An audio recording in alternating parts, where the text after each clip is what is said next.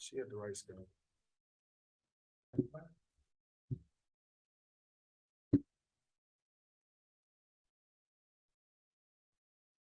So this part two to our three-part presentation. This is another question to the Black church. Are you being fed the truth? Now, this question ain't to the authorities over the church, the overseers. This is to the people. Are you being fed the truth? All right, next week we'll go into our question to the overseers. All right.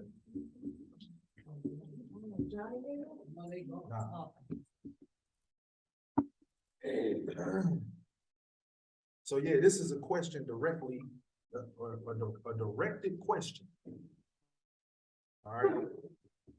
And this is just to make the people think and to go in the scriptures and also get some understanding through the scriptures. Last week we ended, let me see.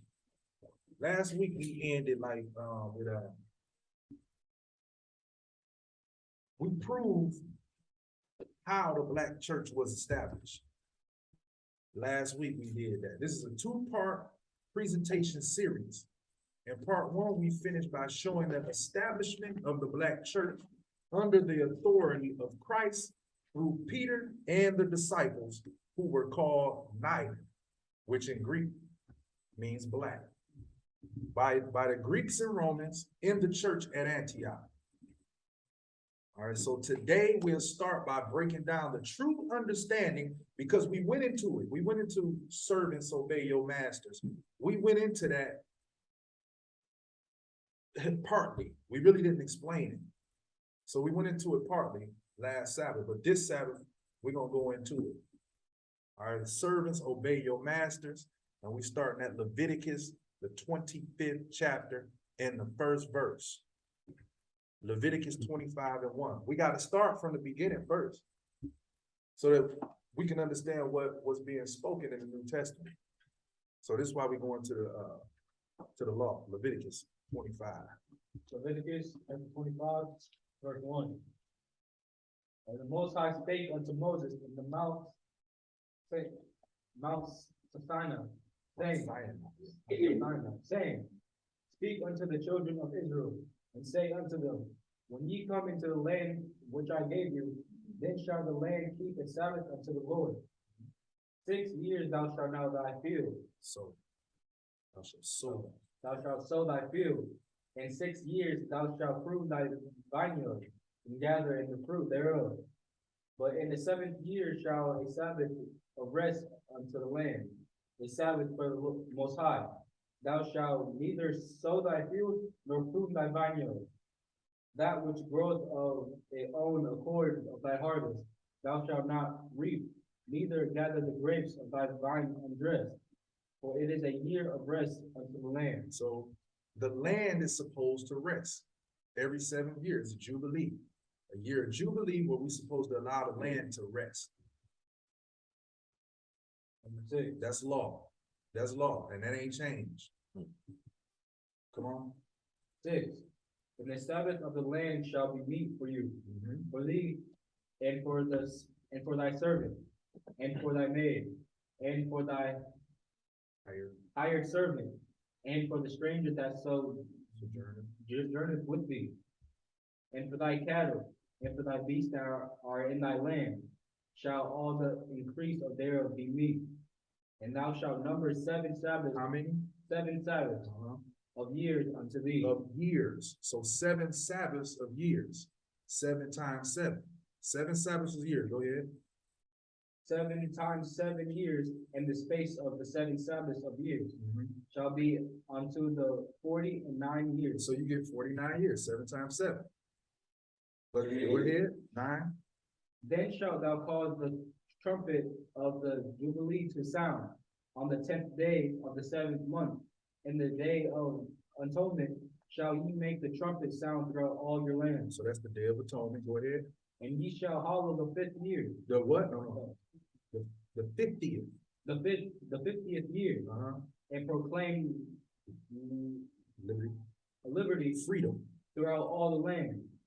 unto all the inhabitants thereof. It shall be a jubilee unto you, and ye shall return every man unto his possession, and ye shall return every man unto his family. Now let me ask y'all this. Now this is a jubilee, right? A year of release. This is the year of freedom, year of liberty. All right. After 49 years, that 50th year is a jubilee, and in all of the land, this was written to the children of Israel when you read the first and second verse. So if the people who was claiming to be Israel had taken slaves by ship into whatever land they went to, in that 50th year, were they not supposed to release the people? According to law, if they're truly the children of Israel, according to what we read here. All right. 11. A jubilee shall that a 50th year be unto you. Ye shall not sow, neither reap that which groweth in the self in it, nor gather the grapes in it of thy vineyard in dread. So we let the land rest also. Come on. And in this 50th year, which would be a 7, which would, if we keep in that 7-year land to rest, it will be a year to let the land rest anyway. Come on. For it is the jubilee, it shall be holy unto you. Ye shall eat the increase thereof out of the field. In the 3 years of this jubilee, ye shall return every man unto his possession. You shall what? Return every man unto his possession. Every man who's a servant must go back to his own possession. Go ahead. And if thou sell aught unto the neighbor, or buy it out of thy neighbor's hand, ye shall not oppress one another. So if you have a servant of your own people, if you have a servant, you shall not oppress your servant. That's somebody who worked for you or something, right?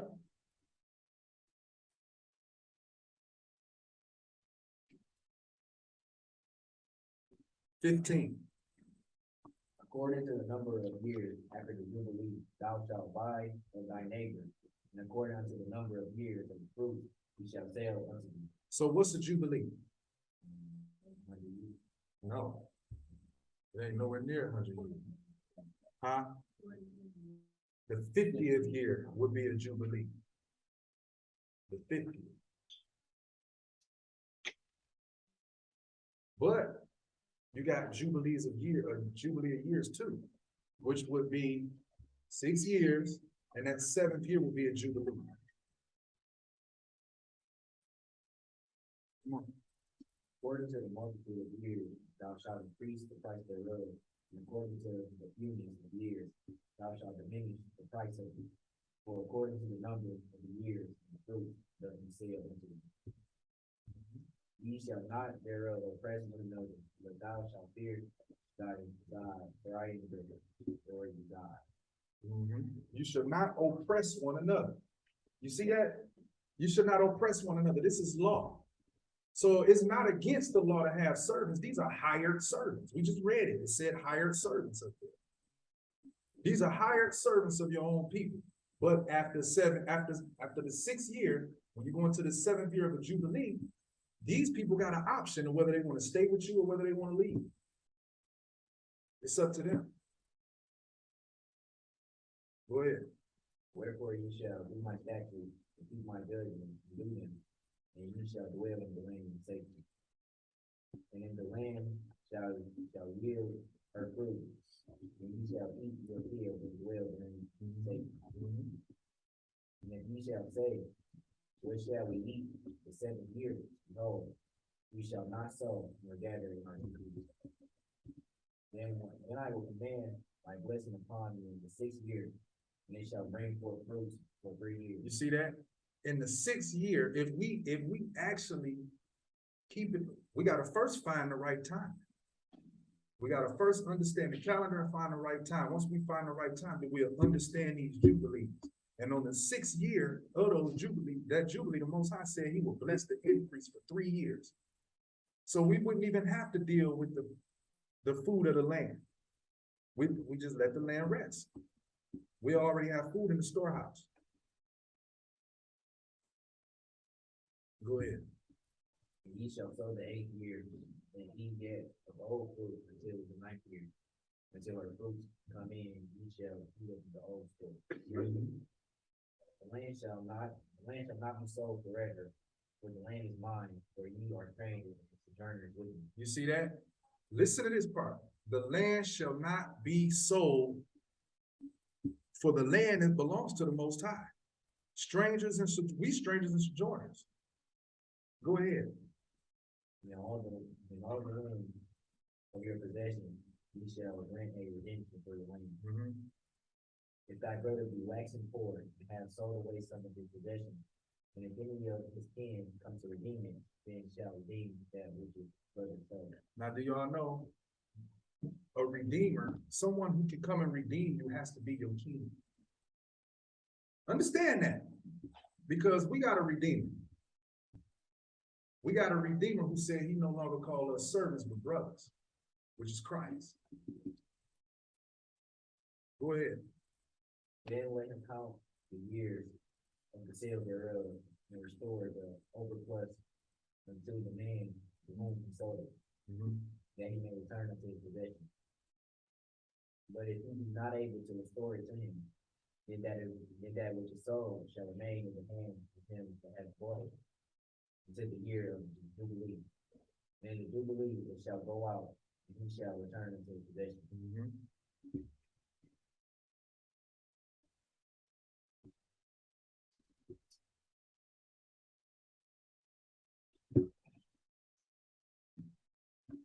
And if a man sell a dwelling house in a walled city, then he may redeem it within a year, a whole year after it is sold. Within a full year may he redeem it. If it be not redeemed within the space of a full year, then the house that is in the walled city shall be established forever to him that bought it throughout the generation. It shall not go out in the Jubilee. But the houses of the villages which have no wall round about them shall be counted as the field of the country. They may be redeemed, and they shall go out in the Jubilee. Notwithstanding, the cities of the Levites in the house of the city of their possession may the Levites redeem at any time.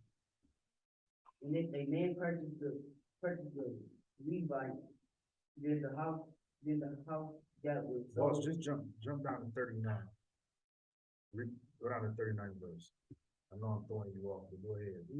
And if thy brother that dwelleth by thee be waxing poor, and be sold unto thee, thou shalt not complete his to serve as a bond servant. And if thy brother that dwelleth by thee be waxing poor, and be sold unto thee. This talking about your own people, and Israel, another Israelite. It says, and if thy brother that dwelleth by thee be waxing poor, and be sold unto thee, thou shalt not compel him to serve as a bond servant. Meaning, you got to pay him. Okay? This is a hired servant you hire, not a bond servant. Okay? 40, read. But as a hired servant. See? But as a hired servant. So when you see servants in the New Testament where it says servants obey your masters, it's not necessarily speaking about a slave master. It's talking about someone who's your employer. Read. But as a hired servant and as a sojourner, he shall be with thee and shall serve thee unto the year of Jubilee. The year of Jubilee, 6 years, that 7th year, he got an option. He got an option to say, hey, I want to stay with you, or I want to leave.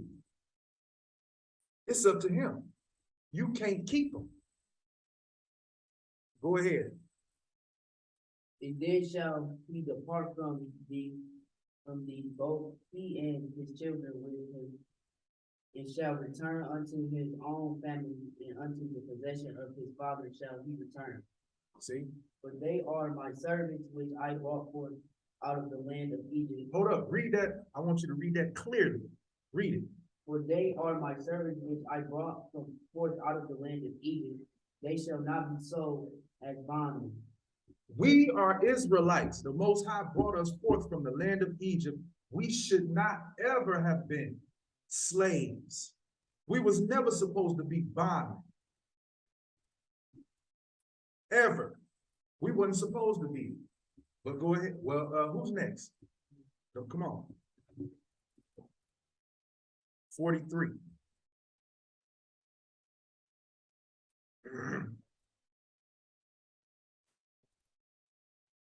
Start at verse 43.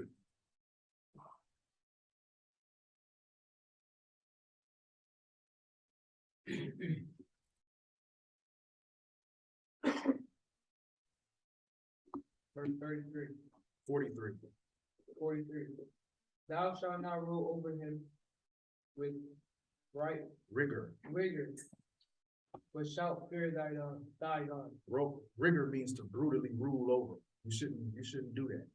This is your people. This is God's people. Go ahead. Both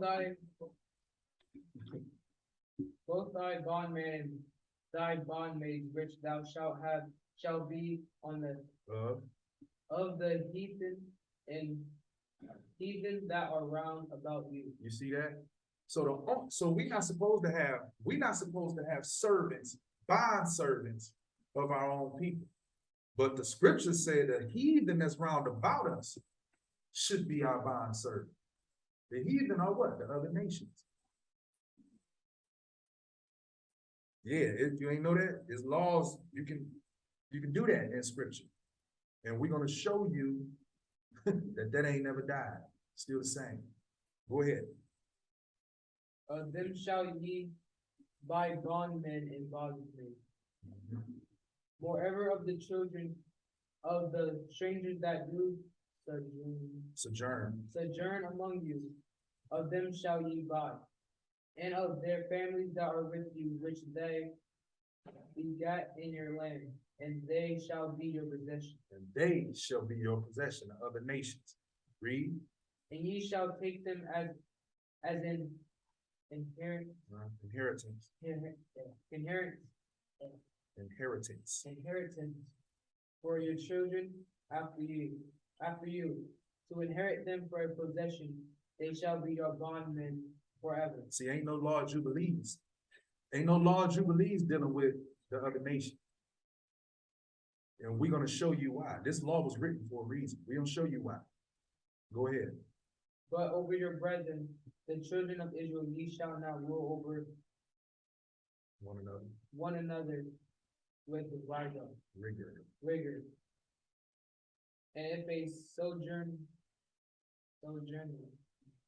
or stranger rich by thee, and thy brothers that dwell by him wax poor, and sell himself unto the stranger or sojourner by thee, or to the stuff of the stranger's family. So this is another nation who made a person of another nation who live in your area. Now, if one of your people go and say, I'm gonna serve this brother here, I wanna work for him. This is the law concerning that. Go ahead. After that he is sold, he may be redeemed again. One of his brethren may redeem him. See? One of his brethren may be redeemed again by him, by your own people. You see that? That's the law of redemption. Go ahead. Either his uncle or his uncle's son may redeem him, or any that is knight of kin unto him, or his family may redeem him. Or if he is able, he may redeem himself. If he got enough money, he can buy himself. Go ahead. And he shall reckon with him that brought him from the year that he was sold to him unto the year of Jubilee. And the price of his sale shall be according unto the number of years, according to the time of of an hired servant shall it be with him. See that? A hired servant, a hired servant. This is what we talking about here. This ain't talking about hard bondage. It's laws that we deal with when it comes to servitude. I don't care what nobody say. A lot of people, they go to work and punch a clock every day and they think they free. No, you serving whoever you punching the clock for. You're a servant. That's what you are. When you sign an application, that's a contract. You just sold yourself. You just sold your service to a company. So this, people look at this and they be like, oh man, he working for the field. They think straight of slavery, but not really understanding. People who, well, if you work whatever job and you went and signed an application and you sold yourself to make some money for, you're a servant. You're a servant. And it don't necessarily make you a slave. It's a difference between a hired servant and a bond servant. We was bond servants in America. We serve our servitude. 51. If there be yet many years behind, according unto them, he shall give again the price of his redemption out of the money that he was bought for. And if there remain but few years unto the year of Jubilee, then he shall count with him, and according unto his years shall he give him again the price of his Redemption. Mm-hmm. And as a yearly hired servant shall he be with him, and the other shall not rule with regard over him in thy sight. And if he be not redeemed in these years, then he shall go out in the year of Jubilee, both he and his children with him. For unto me the children of Israel and are servants. They are my servants whom I brought forth out of the land of Egypt. I am the Lord your God. See that the children of Israel, who we are, were not created for servitude unto no man. We was only created to serve the Most High. We was created to be servants to the Father. But through disobedience, that didn't happen. We had to go into servitude. The Most High punished us with hard bondage. All right, so all right, let's go to 1 Peter 2 and 18. 1 Peter 2 and 18.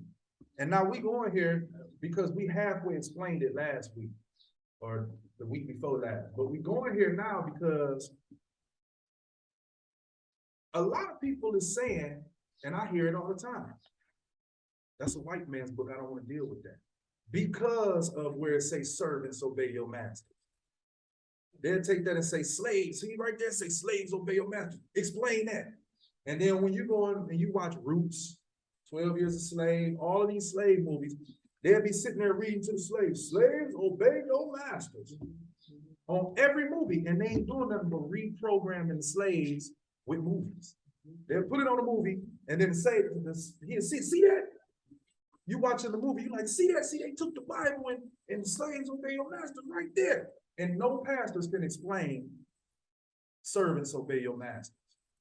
I've never saw a pastor sit down with a brother who said that's a white man's book because it says servants obey your masters and give them the understanding according to it.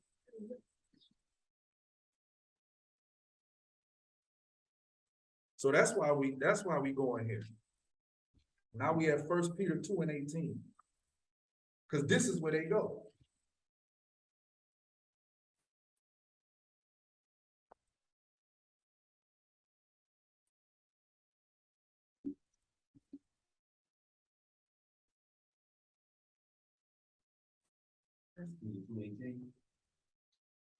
Servants, be subject to your master with all fear, not only to the good and gentle, but also to the froward. Now they'll hear that. You and people will hear that scripture and be like, oh man, to the good and the gentle, wait a minute, but to the froward.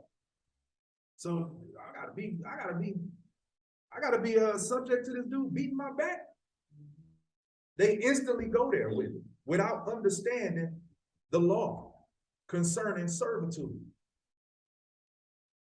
Your mind instantly go there because why? That's what we relate to. We relate to that because we come from hard bondage. So that's the first thing we pick up in our mind. Bam, slavery. I got to be subject to this dude beating my back. This white man. When that's white man psychology and programming that you even think of that as soon as you hear servants obey your master. They don't say slaves right there. It say servants.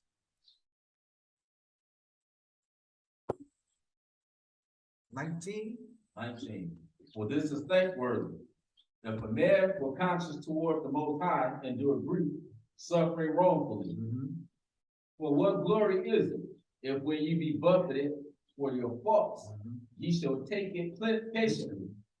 But if when you do well and you suffer for it, ye take it patiently, this is acceptable with the Most High.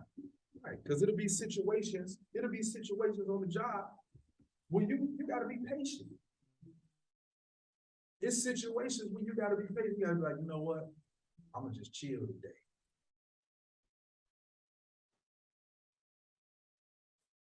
So when they go in here and they read this servant, slaves obey your masters, they take it all to a whole nother proportion.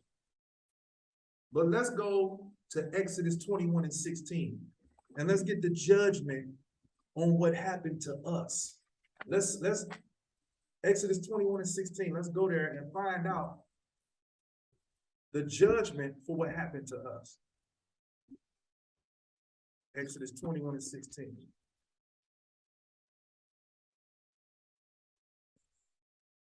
Exodus chapter 21, verse 16. And he that stealeth a man and selleth him. So if somebody steal a man, if somebody come in your land and board a bunch of people on ships and then take them far away from their land, and then when they get off the ships, they start selling them. Go ahead. Or if he be found in his hand. And these people are still to this day found under the authority of those who took them. Read. He shall surely be put to death. He shall what? Surely be put to death. That's the law. Why nobody know that? Why nobody know that? They know servants obey your masters. Why they don't know the law concerning stealing men? Ain't that what happened? Were we not taken? He shall surely. Let's get it in the New Testament for those who may not know. For those who may not want to deal with the Old Testament. Let's get it in the New. Revelation 13:9. Revelation 13:9 and 10. Revelation chapter.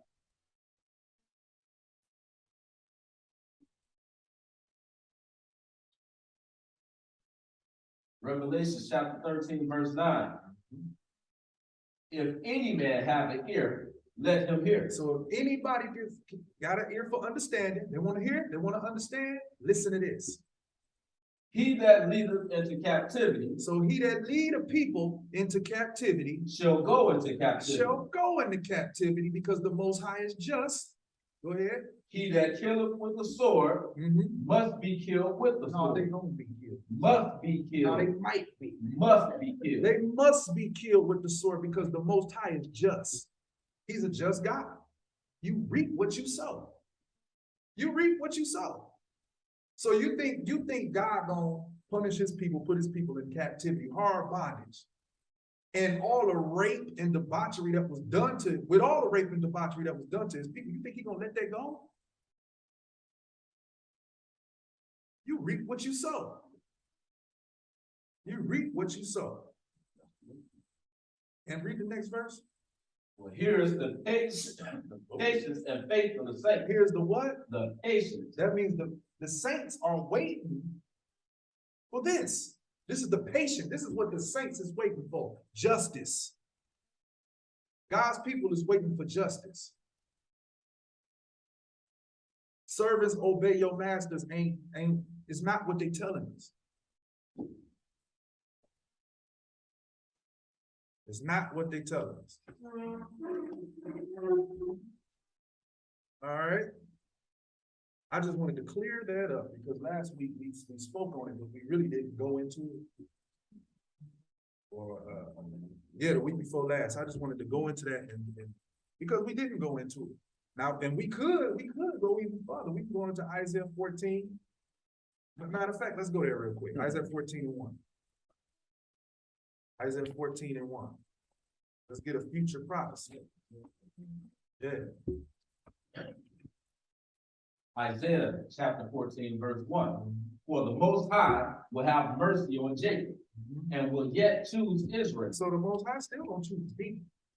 Go and, ahead. and set them in their own land. And the strangers shall be joined with them. The strangers are the other nations are gonna be joined with us. Read, but how they gonna be joined? Let's see, go ahead. And they shall cleave to the house of Jacob. And the people shall take them and bring them to their place. And the house of Israel shall possess them. So what? Shall possess them Go in ahead. the land of the Most High for servants and handmaids. For servants and handmaids. The other nations will serve Israel. You reap what you sow. Now we got laws when it comes to servitude. We are just people. We are righteous people when we under Christ and the Most High. So we ain't gonna be raping and beating them and cutting babies out their belly like they did us. We ain't gonna be doing that. We ain't gonna be hanging them and castrating and cutting their testicles off like they did us. We're not gonna do that. The Most High got hell set up for that. We're not gonna do it. Isn't there a scripture that talks about what you just said? I believe I heard the Israelites say how they're gonna be able to take the babies and bash them on the Listen, stone. listen. That- That's Isaac. Now you can go to Psalms 137 and I believe the 9th or 10th verse. Mhm. There will be war. There will be war, but that's when Christ returns, he gonna use us to take down Edom, the Idumeans, which is scripture. That will happen, but that's not gonna happen when Christ comes and set up his kingdom. That's gonna be the war when Christ come and take down. Okay. So that's not when Christ set up his kingdom. Nah, only the righteous is gonna remain. So it ain't gonna be no cutting no bellies out and raping nobody and doing none of that. Ain't gonna be none of that. But when it comes to war, that's a whole nother thing. You understand? Yeah, they tripping with that. Yeah, They be talking about, we gonna take your women and rape your women. Man, get out of here. Look, them brothers is tripping. They tripping. All right, so okay. Yeah. Okay, I forgot they was in there. Go ahead. And they shall take them captives, whose captives they were, and they shall rule over their oppressors. And we're gonna rule over those who oppressed us in the land of the Lord. When Christ comes and set up his kingdom, the nation of Israel will rule over those who ruled over them. You reap what you sow. All right, let's go to the New Testament. Now let's go into what we came from. Now we just wanted to go into that because we didn't really dwell on that. We halfway explained it. All right, but right now let's go to Christ's prophecy. Let's go to Luke 21:20. And now I'm going here because last Sabbath or the Sabbath before last, we read Deuteronomy the 28th chapter and the 68th verse. All right, now a lot of people will say, well, no, that ain't talking about the transatlantic slave trade. I was talking about when Israel and the Babylonians and all of this and that, they'll bring up every other captivity but the transatlantic or the sub-Saharan slave trades, because why? We involved in those. And they can't deny that we are involved in those. They can't say, okay, this was another people. No, they know that was a direct hit at us. So that what they'll do is they'll try to deny Deuteronomy 28 and say that ain't talking about the transatlantic slave trade. Okay, well, what slave trade happened after Christ? What slave trade happened after Christ?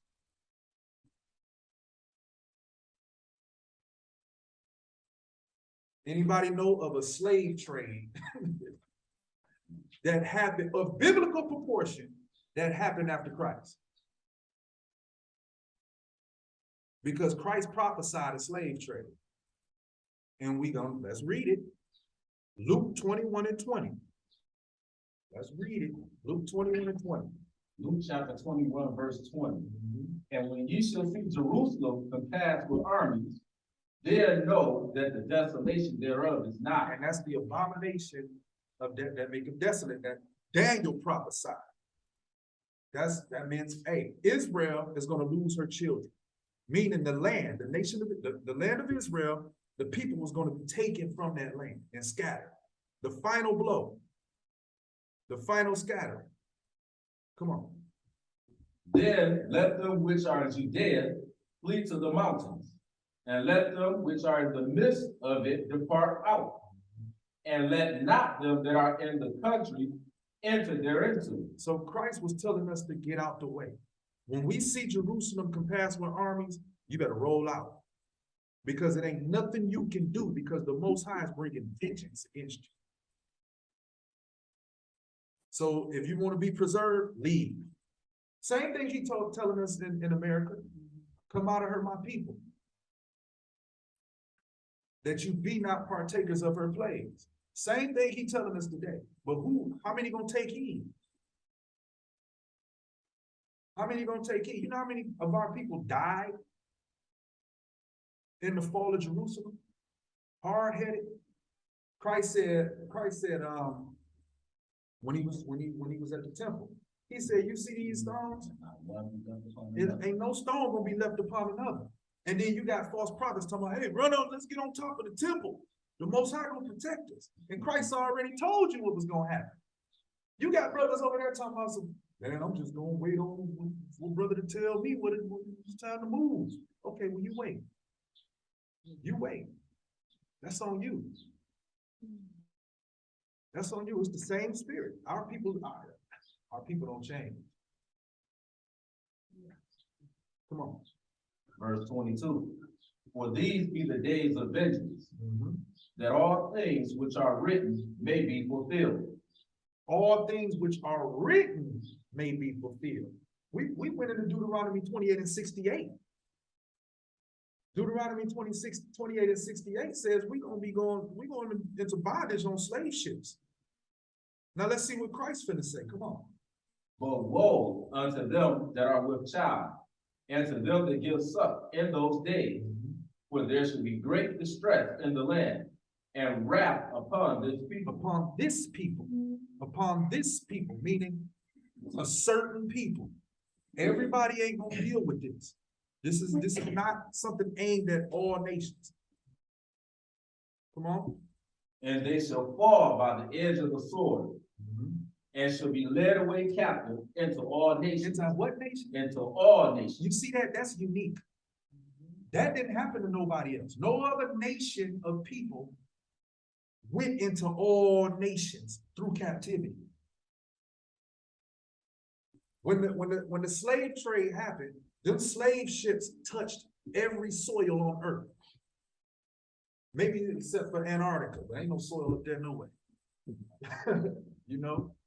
But those ships touched every inch of soil, and God's people were scattered all over the earth.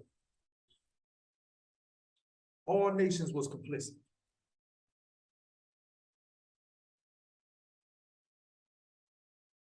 Go ahead. And Jerusalem shall be trodden down of the Gentiles, until the times of the Gentiles be fulfilled. And Jerusalem shall be trodden down of the Gentiles. That's key. That's key. You see, that's not being taught in any modern day churches. Any modern day Black Christian church, I've never heard that. I've never heard you heard it. Anybody? I've never heard that. I've never heard, they claim to be teaching Christ, but they ain't teaching this part of Christ. Christ prophesied this. Why are they not teaching this? Because this ain't a part of their replacement theology. You can't go in here and teach replacement theology when you read this. Because this happened to other people. That word, this people, is specific. It's specific. You can't teach, okay, you a spiritual Israelite, you were scattered on a ship over there to serve. Because everybody ain't served. Everybody didn't serve as bond servants to the other nations.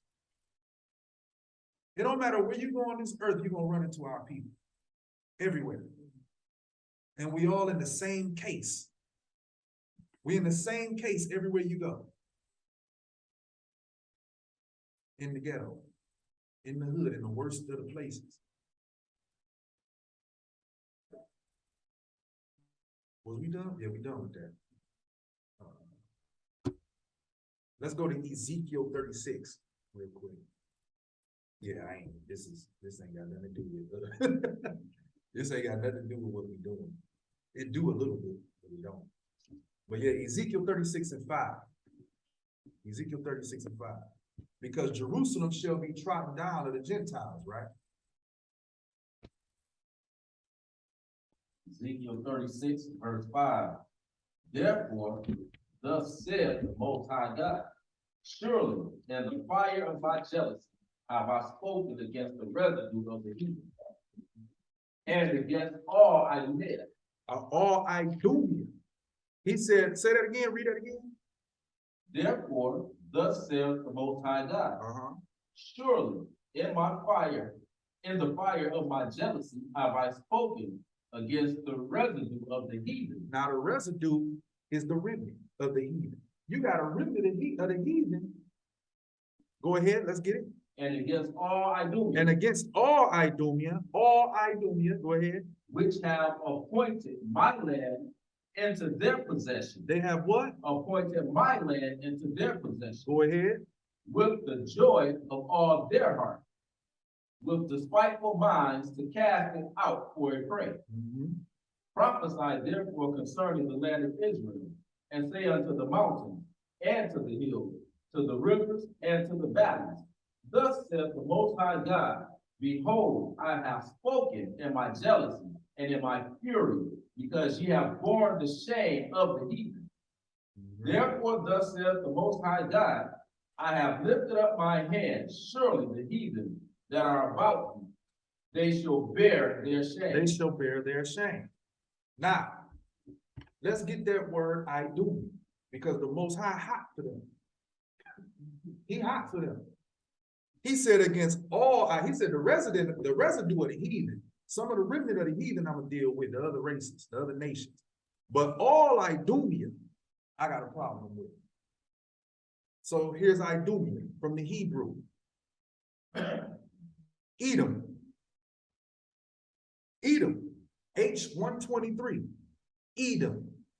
Idumea, definition from H122, red. Edom, the elder twin brother of Jacob. Hence the region Idumea occupied, I guess that means to be, by him. Edom, Edomites, Idumea. Esau. So those are the perpetrators in the land today.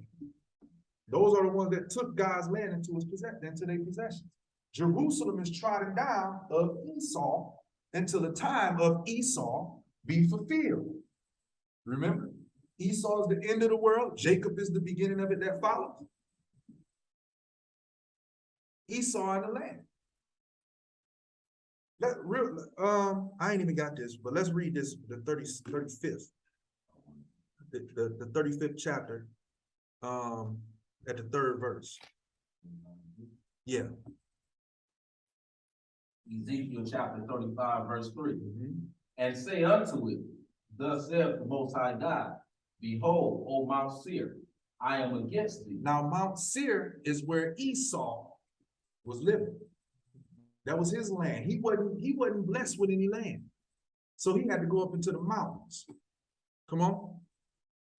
And I will stretch out my hand against thee, and I will make thee most desolate. Go ahead. I will lay thy cities waste, and thou shalt be desolate, and thou shalt know that I am the Most High. Because thou hast had a perpetual hatred, and hast shed the blood of the children of Israel by the force of the sword in the time of their calamity, in the time that their iniquity had an end. Therefore, as I live, said the Most High God, I will prepare thee unto blood, and blood shall pursue thee. Since thou has not hated blood, even blood shall pursue thee. See? So because of Esau's perpetual, hey, this is the Bible. Because of their perpetual hatred against their own people. And guess what? Their own brother, guess what? The Most High gonna deal with them. He says, since you ain't hated blood, I got blood for you. Since you ain't hate blood, you like blood? We gonna shed some blood. That's what the Most High said. You see? So now, if anyone understand when it said Jerusalem, if you shall see Jerusalem compassed with armies, this was speaking of when Rome took down Jerusalem. It was Rome, Esau, Edom, Idumea.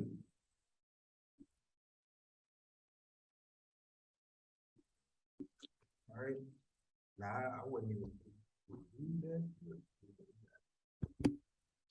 All right, so Esau, now you got these people, these imposters in our land. Now they doing what? They claiming to be us because we in the land. Ain't nobody else here saying they Israel. You got Negroes all over the world saying they black. Everybody, I ain't never heard. They're like, hey, what nation is that? I don't know, but hey, oh well, let them say it. We gonna claim to be them. So let's see when it first began. It first began when Idumea, it was an Idumean who did what? First infiltrated Jerusalem by the name of Alexander the Great. That's what they call him, Alexander the Great. He's not great, he's a Greek. Alexander the Greek, he was a known homosexual, known. When you watch the movies on this dude, he was sick. He was out cold. It'd be women, it'd be nice, beautiful women. He'd be like, I don't want them, give me him. Yeah. Alexander the Greek. Yes, and y'all can watch the movie on him. Y'all can see him. And guess what? He went off. It was his dream to do what his father, Philip of Macedonia, couldn't do. His dream was to conquer the whole world. And he did it. He lived a short life, but he did it. He gave power to his 4 generals. And under his 4 generals, they began to take down our people. After his 4 generals rose up Antiochus Epiphanes. Antiochus Epiphanes, after Antiochus Epiphanes' death, let's read about this guy here, John Hyrcanus. Get my Josephus. We go to the book of Josephus. This history. Hold on, this history. Real quick before we go to history, before we go into the history, let's see if we should be doing this. Let's go to Deuteronomy 32, I believe, and 7. It may be 30 and 7, but I believe it's 32 and 7. Deuteronomy 32 and 7. Because a lot of times what happened is a lot of times you would get people like, hey man, y'all going into history, just stay in the Bible. You going all over the place, stay in the Bible. Yes. Deuteronomy 32 and 7. Deuteronomy chapter 32, verse 7. Remember the days of old. Consider the years of many generations. Ask thy father, and he will show thee, thy elders, and they will tell thee. When the Most High divided. Now we ain't got to go that far. I just wanted to get that verse. The Most High told us, hey, remember the past. Go into the history. Ask your fathers and they're gonna tell you. Your elders and they'll let you know. Well, guess what? Where's our elders? Right here in these books, in these history books. Josephus was from the tribe of Judah. He one of our elders. So we going into Josephus. Josephus, Antiquities, book 13, chapter 9, paragraph 1. Antiquities of the Jews.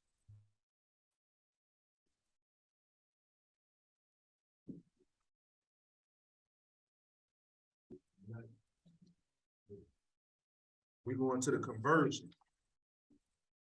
Let's find out when the imposters became imposters. The imposters, this is when the imposters became imposters. Josephus chapter 9. Yes. But when Hyrcanus heard of the death of Antiochus, So now that, remember, I told y'all Antiochus Epiphanes. Now John Hyrcanus is hearing that Antiochus is dead. Now watch this. he presently made an expedition against the cities of Syria, hoping to find them destitute of fighting men, and of such as were able to defend them. However, it was not until the 6th month that he took Medina, and that without the greatest distress of his army. After this, he took Semida, and the neighboring places, and besides these, Shechem and Jerusalem, and the nation of the Cuthians, or the Kuthians, and the temple which resembled that temple which was at Jerusalem, and which Alexander permitted Sanballat, the general of his army, to build for the sake of Manasseh, who was son-in-law to Jaddua, the high priest. Now y'all seeing Alexander was first. Alexander had 4 generals come out of him. And after those generals rose up Antiochus Epiphanes. This is the history that we read here. Come on. As we have formerly related, which temple was now deserted 200 years after it was built. Hyrcanus built also Dora and Marissa, cities of Idumea, Cities of Idumea. Go ahead. and subdued all the Idumeans, And subdued all the Idumeans. and permitted them to stay in that country, Uh-huh. if they would circumcise their genitals. If they were what? Circumcise their genitals, Go ahead. and make use of the laws of the Jews. So here you go. Now you got Idumeans, Esau, Edomites being converted. This is the first one. This is the first Edomite conversion. The first one. This is before the 800s or the 9th century, where you had all of the Ashkenazi Jews. This is before that. So guess what? When Christ came on the scene, y'all remember when he was reading, when we read St. John 8 last week. When we got to the 48, St. John 8 and 44, I believe it is, where it says, you are your father the devil, right? Guess what? Those was not Israelites Christ was talking to.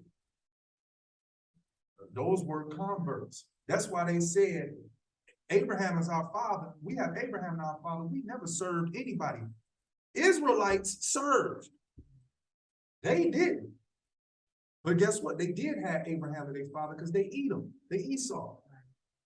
So when Christ came on the scene by that time, he was talking to converts. They weren't the real Israelites.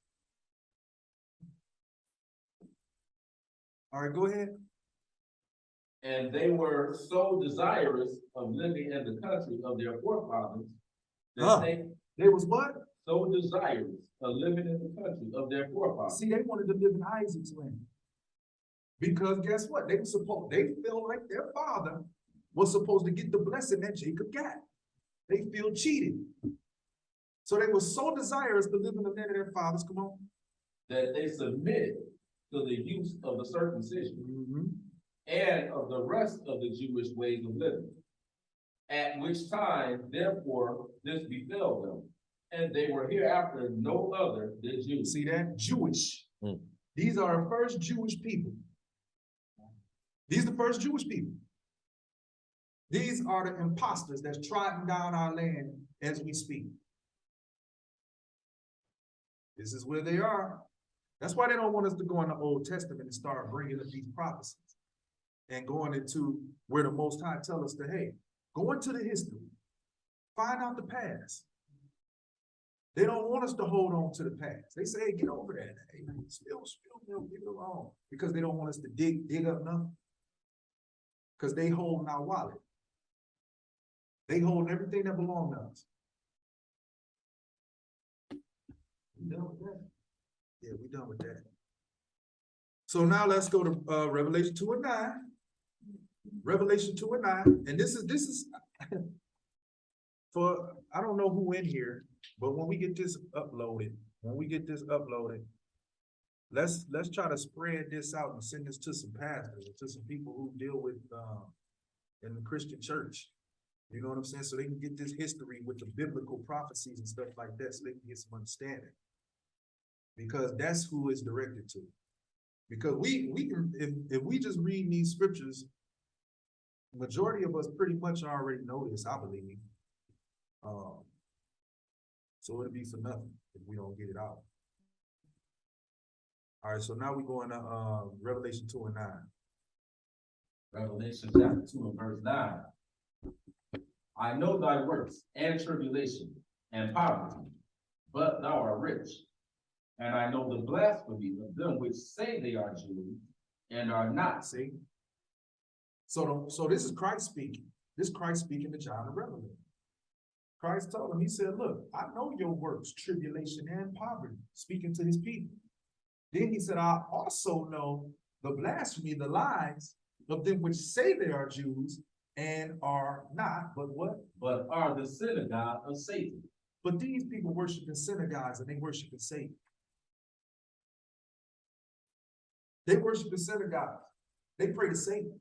That six-pointed star is the six-pointed star of Moloch. They worship in Satan. That's not the star of David, King David. That's the star of Megan David, who was a Satanist. That's what that is. These people don't serve the Most High. Christ said, I know the blasphemy of them which say they are Jews and are not, but are the chief house, the chief people of Satan. Revelation 3 and 9. Revelation chapter 3 verse 9. Behold, I will make them of the synagogue of Satan, which say they are Jews and are not, but do lie. But do lie. These people lying. They saying they Jews, but they not. They was converted. They know they was converted. They got this history. They read Josephus. They know they was converted under John Hyrcanus. They know that. They know that. They never tell you, because they living off of your benefits. So they'll never tell you. This is what's missing. This was not being taught in the church. And what happened is, I think a lot of pastors have not been taught the a service mission. They don't understand what it means to really serve, because the thing is, Isaiah told us, we're supposed to be restoring the preserved of Israel. We're supposed to be raising up the tribes, bringing them back to the covenant. But we can't bring them to the covenant if we don't first identify it. We got to show them who they is. And we got to show them who in place claiming or who's perpetuating the fraud against them. We got to show them that. I don't think pastors understand that. And I know, matter of fact, they don't understand it. But what gets in the way is pride. That's what gets in the way. Pride. You come to talk to them, especially those who've been to school and received certificates. You go and try to talk to these people. I ain't been in no school. I ain't been in no school. I was in the bathroom reading the Bible. I went downstairs in the living room, turned the TV off and read the Bible. I was driving my semi-truck, and when I pulled over, I read the Bible. I went into history. And I thank the Most High for the people that he put in my path that was able to feed me. That's what I was saying. You need that no man teach you, but the Spirit himself will teach you. He said he won't give you pastor after his heart. That's right. So that means you still getting it from the Spirit, because these people walking in the Spirit, like Paul said, follow me as I follow Christ. That's right. He don't follow me if they ain't following Christ. But as long as I'm following Christ, yeah, you follow me, because you really following Christ. So when he say you don't need to know man should teach you, he's talking about these universities. People call themselves doctors and professors and all of that kind of stuff. Those are the people you don't need to teach you, because they don't even have Christ. And what is a professor professing? Is he professing Christ? Not at all. No. So he's professing whatever he learned in that doctorate or that science, that philosophy. That's what he's professing, philosophy. Vanities. And they call a dude a professor. We never sat back and think like, professor, what are you professing? If you're a professor, it's something that you professing. You're trying to get a point across. What point are you pushing? And like you said, because they went to school, they don't want to listen. So that's what they standing on. They standing on that certificate that they received from the school, from the institution. We standing on Christ. That's right. That's our foundation. Our foundation ain't the award from a school. Our foundation is Christ. Exactly. And nothing else can replace that foundation. And to the point where we're going to speak to these brothers, and because they don't want to humble themselves, they don't want to catch a blow where they feel as though, oh man, I look like a sucker in front of my people. I ain't look good when I answered that question. Sometimes you just gotta listen. Sometimes you gotta, if I don't know something, I'm gonna tell you, I don't know. I'll get back to you, I'll try to figure it out, but I don't know. Sometimes you don't know, and ain't nothing wrong with that. Ain't nothing wrong with it. That's how you build. Iron sharpening iron. Somebody throw a question at you, and you be like, yeah, you gotta say this, you do this, and you done led this person all over the place because you don't know what you're talking about. If you don't know, you just don't know. That means you need to go and study that. Bam, now come back, now you got the answer. What's wrong with that? What's wrong with that? It's pride. It's pride, and that's the thing that happens. When you come to talk to these brothers, and you be like, hey, I seen this. Oh, brother, no. And like we said the week before last, these people already got the answer when they go to talk to the pastor. They already got the answer in their head. They done figured it out. They going to him because they want to, they actually questioning him to find out why you ain't teaching that. So they already got the answer. That's why churches are vacant. That's why people leave in churches now. They can't answer these questions. They can't answer them. We going into the history. We done went into Christ prophecy. We done broke that all the way down to Ezekiel showing the imposters that Christ was talking about that would be trodden down the land. Then we went back to Christ. When after Christ's resurrection, he done went to John and tell John, listen, I know your works, tribulation, and poverty, but thou art rich. And I know the blasphemy of them which say they are Jews and are not, but are the chief house of Satan. Why they can't explain that? Why they can't break it down? Pride. Pride. They don't want to listen to a brother that was in the bathroom studying the Bible. You know what I'm saying? They don't want to listen to that brother. They paid a lot of money for that degree. They've been proud. Their family's been pushing them all their life to go out and make something of themselves. Oh, go and get this degree. This is how you make it. Then when they get the platform, now they the jewel of the family. They've been bragged about. So their pride is their flesh can't take that blow. Oh, I don't know. I didn't know. What's wrong with that? It ain't nothing wrong with not knowing something. You know what? they pride and they degree hanging on that wall. Where ours at? Right here with God. You see what I'm saying? Ours is in here. Theirs is on the wall on the outside. Ours is on the inside. That's right. God Christ. That's right. We are his epistles. That's what we are. We come on. Like my man, we was looking at that video last week where he had the Mormons. You couldn't look at that brother and tell he was about to come up with nothing. When you seen that brother, you probably think like, hey, just another brother. He just that Burger King. Man, that brother snapped on him. All word. In meekness. In meekness, though. You know? That's the thing though. Yeah. I didn't see it, you know what I'm saying? I didn't see some brothers that, you know what I'm saying, you put him down, brother Thug, you know what I'm saying? You about to go just that crack house, you know what I'm saying? Slang, you know? And that brother opened up his mouth, he's like, what?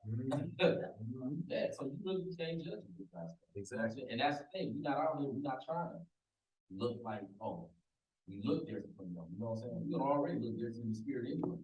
You know what I'm saying? But to try to just make it to be the outward doing it, no. You know what I'm saying? We can be humble and blend right in with society. You know what I'm saying? And they don't know. Somebody might approach us, boom, we get more than what they bargained for. You know what I'm saying? Well, they might not know, they might think they gotta go over here to talk to a guy with a suit and tie, not knowing they brother right here with track suit on, you know what I'm saying? Right. More full of the word than the person with the suit and tie. You know, God ain't dressed us up, you know what I'm saying, and look all eloquent and all of that. He said he took the foolish things to confound the wise. That's right. You know, you're looking for it over here, and it's right over here. But see, that's what people, and that's what idols, the idolatry come in, because what happened is people looking for something shiny. They're looking for a shiny object, and they're attracted to that shiny object, but they're not looking at this diamond in the rough over here. They ain't looking at the dull, you know, object over here. That's where the Most High put it at. It's over there. It ain't, hey, that's why the scriptures tell us, hey, broad is the way that leadeth to destruction. Narrow is the gate and straight is the way. And that brother that's he ain't about to get dirty. You know what I'm saying? Right. He ain't about to get dirty. Right. You know what I'm saying? So he ain't gonna go with me, he ain't going but so far with what that word say. You know what I'm saying? He ain't gonna get dirty. Too busy worried about how we look. Because that's his reward. That's his reward. Yeah, let's finish that. Amen. All right. Behold, I will make them to come and worship before thy feet, and to know that I have loved thee. So that's the imposter's judgment. Because of their pride, guess what? Christ gonna make them come and bow before the children of Israel's feet. Yeah, that's what he gonna do. Christ gonna make them do that though. And you got brothers on the corner who telling them, hey man, read this scripture right here, and then make Gentiles bow and kiss their feet. When this ain't talking about all Gentiles, it's talking about the synagogue of Satan. It's talking about Amalek. You know what I'm saying? And it ain't gonna be you executing and talking about, hey, bend down and kiss my booty. No, that's Christ. Christ's gonna make them come and bow before our feet.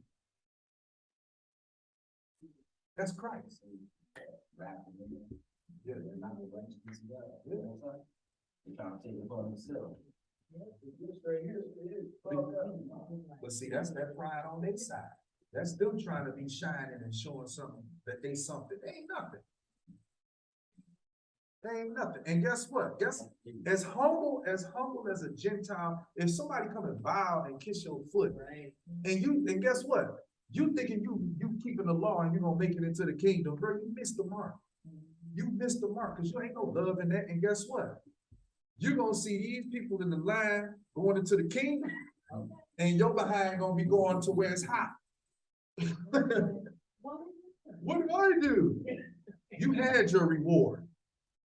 You had your reward. You already made them bow. What do you believe Christ to do? All right, let's go to Daniel. Daniel 9 and 7. Daniel 9 and 7.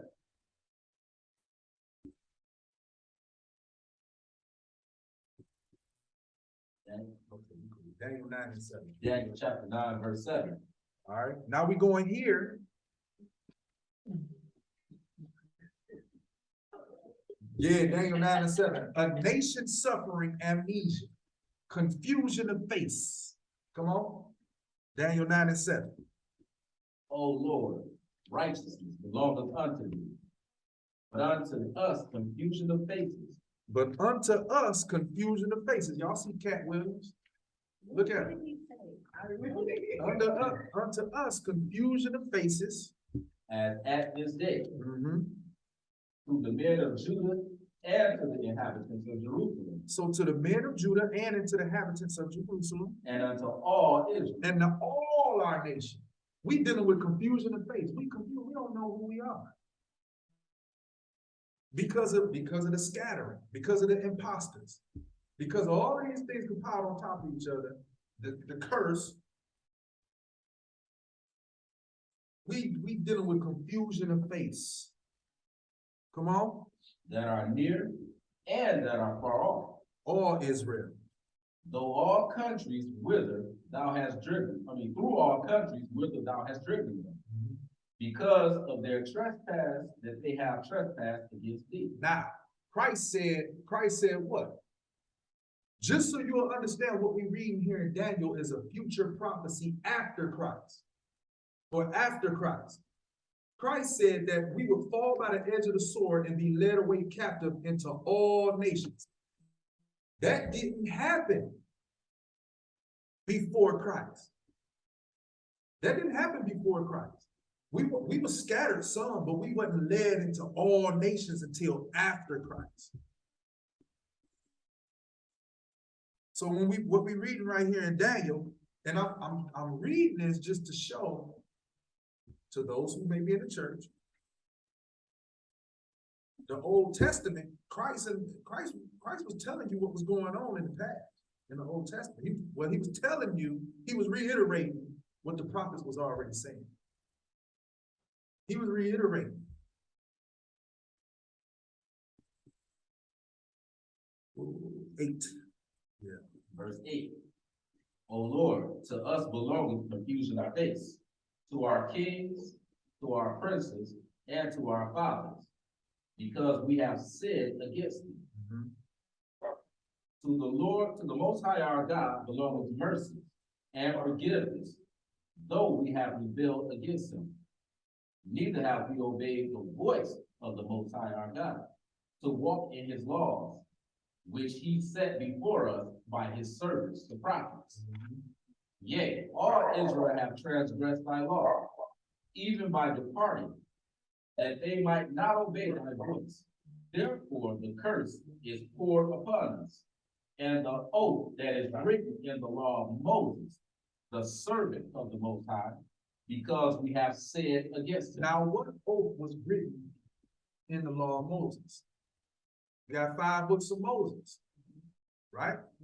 Genesis, Exodus, Leviticus, Numbers, and Deuteronomy. So what was written? What was the oath written?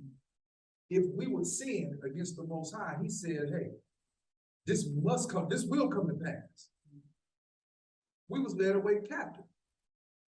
Right? Deuteronomy 28 and 68 told us that we would go into bondage by slave ships, by ship.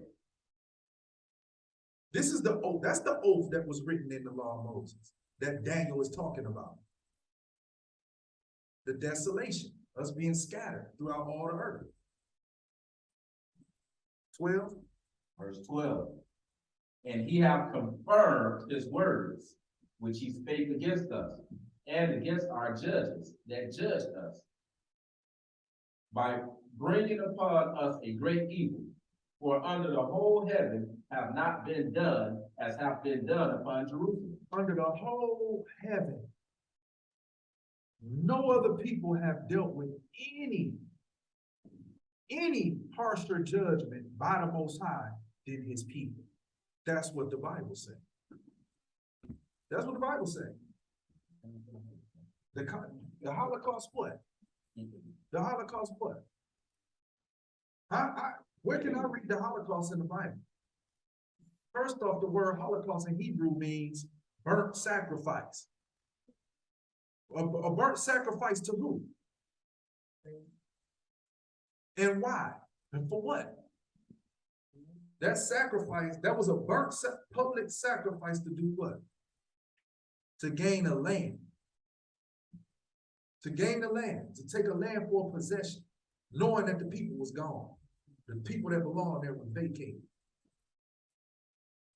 That's what that was. And now these people are the chief house of Satan, the synagogue of Satan, through the oath they made with him. But yeah, under the whole heaven, there's never been another nation that had to deal with a more stricter punishment from the Most High than the nation of Israel. 13. Verse 13. As it is written in the law of Moses, Deuteronomy 28, Leviticus 26. Come on. all this evil is come upon us.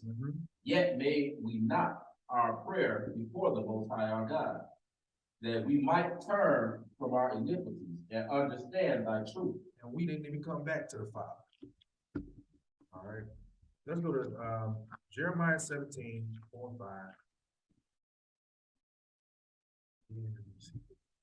Then we'll get into some good stuff. Yeah, it's good. I know it is. For us. Jeremiah 17:4. Jeremiah chapter 17, verse 4. And thou, even thyself, shalt discontinue from thy heritage that I gave thee, and I will cause thee to serve thine enemies in the land which thou knowest not. For ye have kindled a fire in my anger, which shall burn forever. So the Most High said he would cause Israel to discontinue from your heritage, meaning he was going to take away your understanding of where you come from and what belongs to you. Let's go to read the 5th verse. Verse 5. Thus saith the Most High, cursed be the man that trusteth in man, and maketh flesh his arm, and whose arm departeth from the Most High. And that's what happened. We begin to trust in the priest over the Most High. We begin to trust in the priest over the Most High. And the priest began to go off. The priest began to go off, dealing with idolatry, bringing us other gods. What do you think? We started calling on the YHWHs and all of that other bull stuff through the priests. It was the priests bringing in those things. The priests stopped teaching the laws. And guess what? A lot of them went off during the time when Antiochus Epiphanes came in and started taking us down. They began to make laws saying that, hey, you can't even have the laws or the book of the law. If you get found with the Bible, with the word, you was gonna get killed. That happened in our recent slavery in America. That happened then, and it happened in our recent captivity.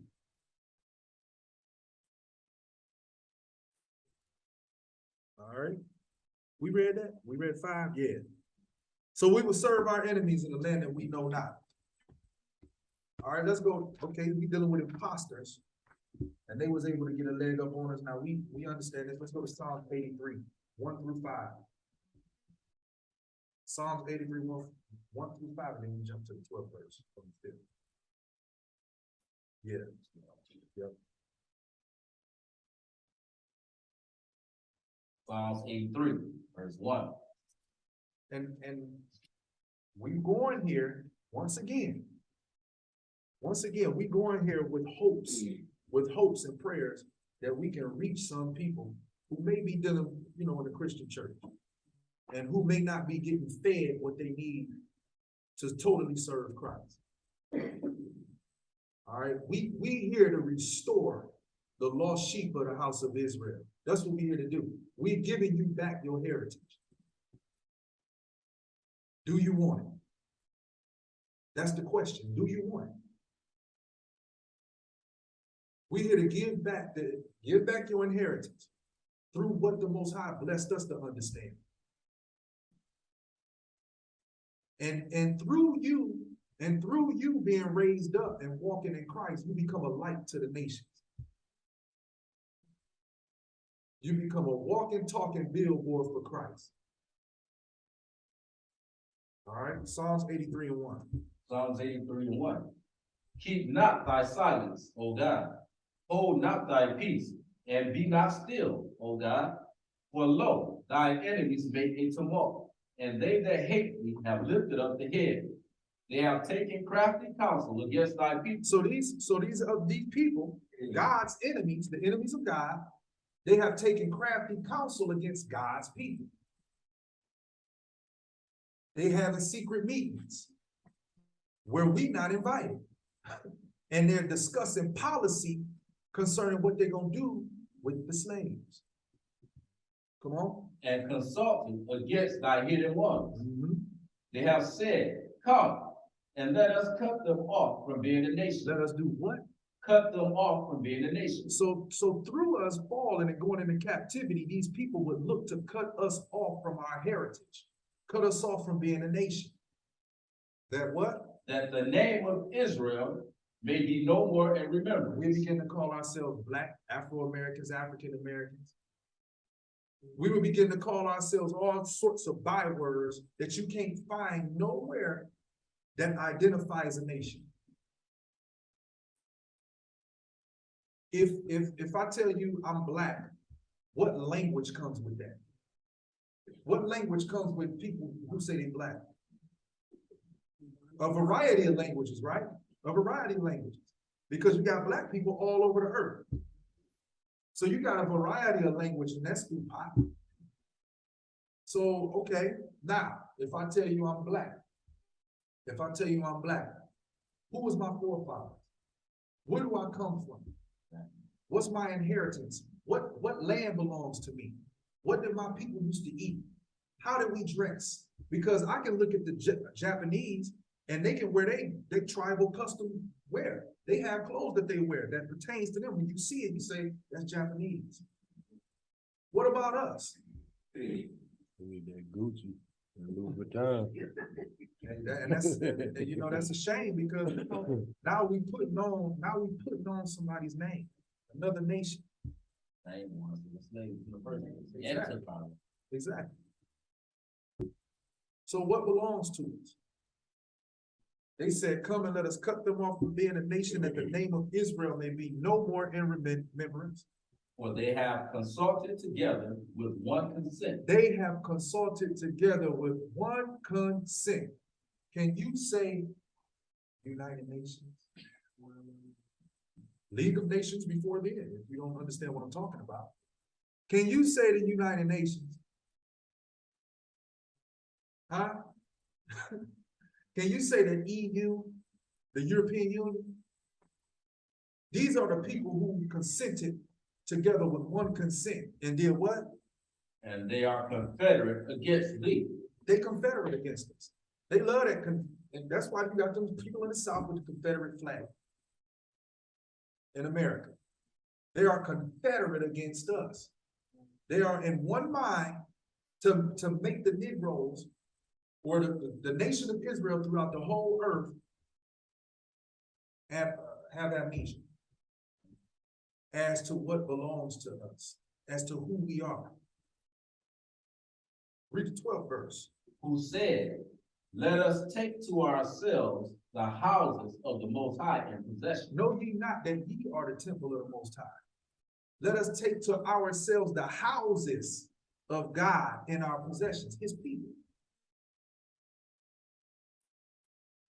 All right, now let's go, bam, here.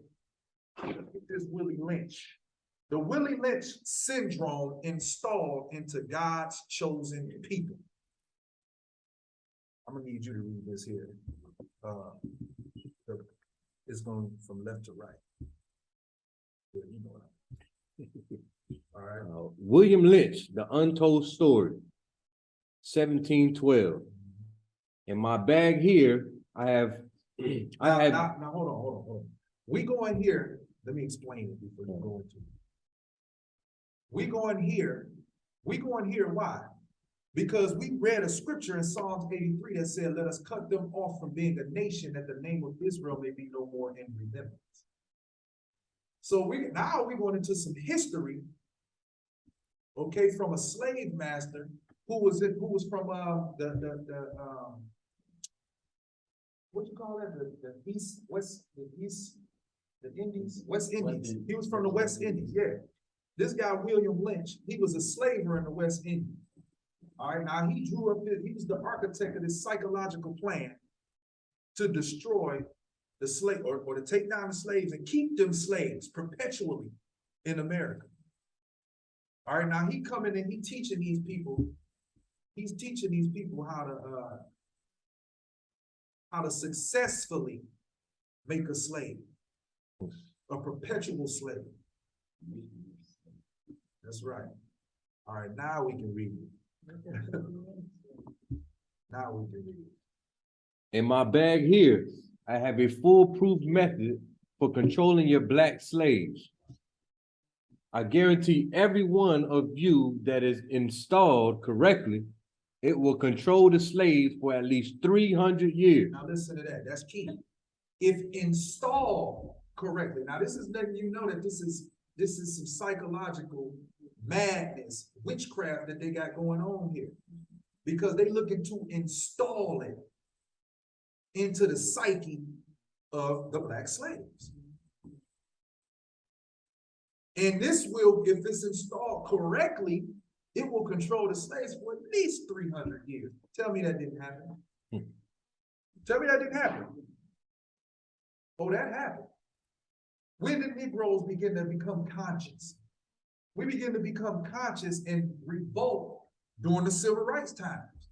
That was close to about 300 years. What was this? When was this written? 1712? Yeah. All right, come on. My method is simple. Any member of your family or your overseer can use it. I have outlined a number of differences among the slaves, and I take these differences and make them bigger. I use fear, distrust, and envy for control purposes. See that? Divide and conquer. And these are the things that we deal with as a people. We deal with this amongst each other all day long. We fear each other. We don't trust each other. And we envy each other. We envy each other. Go ahead. These methods have worked on my modest plantation in the West Indies, and it will work throughout the South. Take this simple little list of differences and think about them. Look at all the divisions that they put us in. And this was done purposely. They still divide us until this day. And they used to use the slave whip and the bull whip to do this, but now they're using media, television, social media. Come on. On the top of my list is age, but it is there only because it starts with an A. The second is color or shade. Look at that, light skin against dark skin. You see? That was embedded in our mind. That's not something that the Most High said his people is as a speckled bird.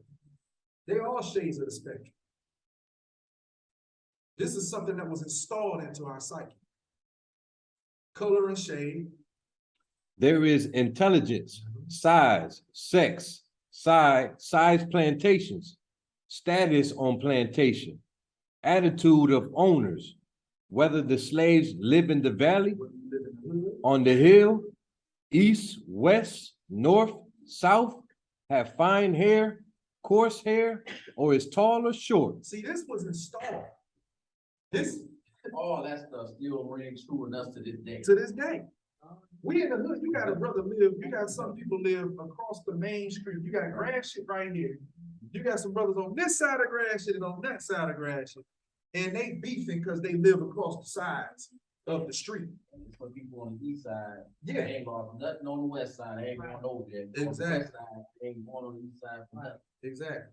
Same city, but you ain't going on one side of town because you live on the other side. Oh, he got good hair. She got nappy hair. They got it right. Light skin, dark skin. You know what I'm saying? These ain't, this is not, we didn't come up with these things naturally. These things was installed into us. Come on. Now that you have a list of differences, I shall give you an outline of action. But before that, I shall assure you that distrust is stronger than trust, and envy is stronger than adulation, respect, or admiration. You see, that envy is stronger than those things. Those are all the things that the Most High tell us to have amongst each other. That's what Christ came and told us, that we supposed to be showing those things amongst each other. Respect, admiration, adulation. Exactly.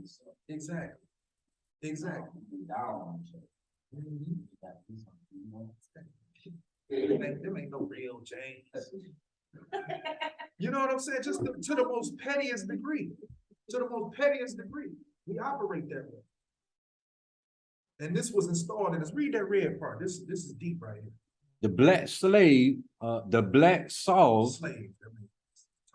slave, after receiving this indoctrination, shall carry on and will become self-refueling and self-generation for hundreds of years, maybe thousands. Is that not true?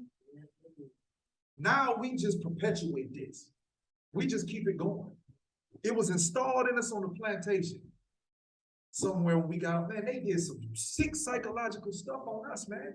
In other words, they ain't even gotta do no more. They don't have to got do us that. to auto now. Yeah. Autopilot. We on autopilot. We on autopilot. Now check this out.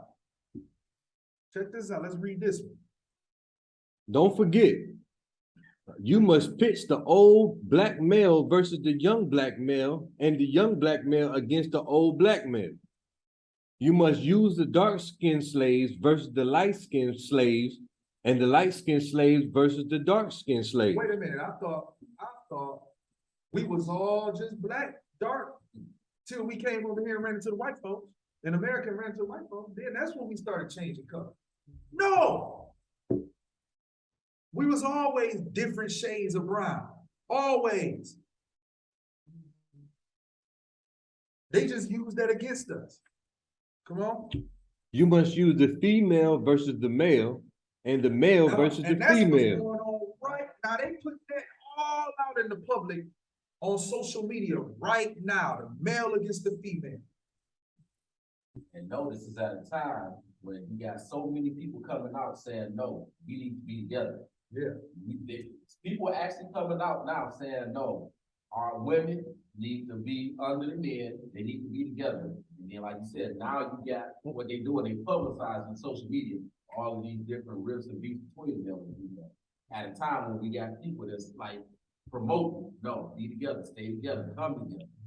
And you even got pastors now, black pastors, and I want to applaud T.D. Jakes for that.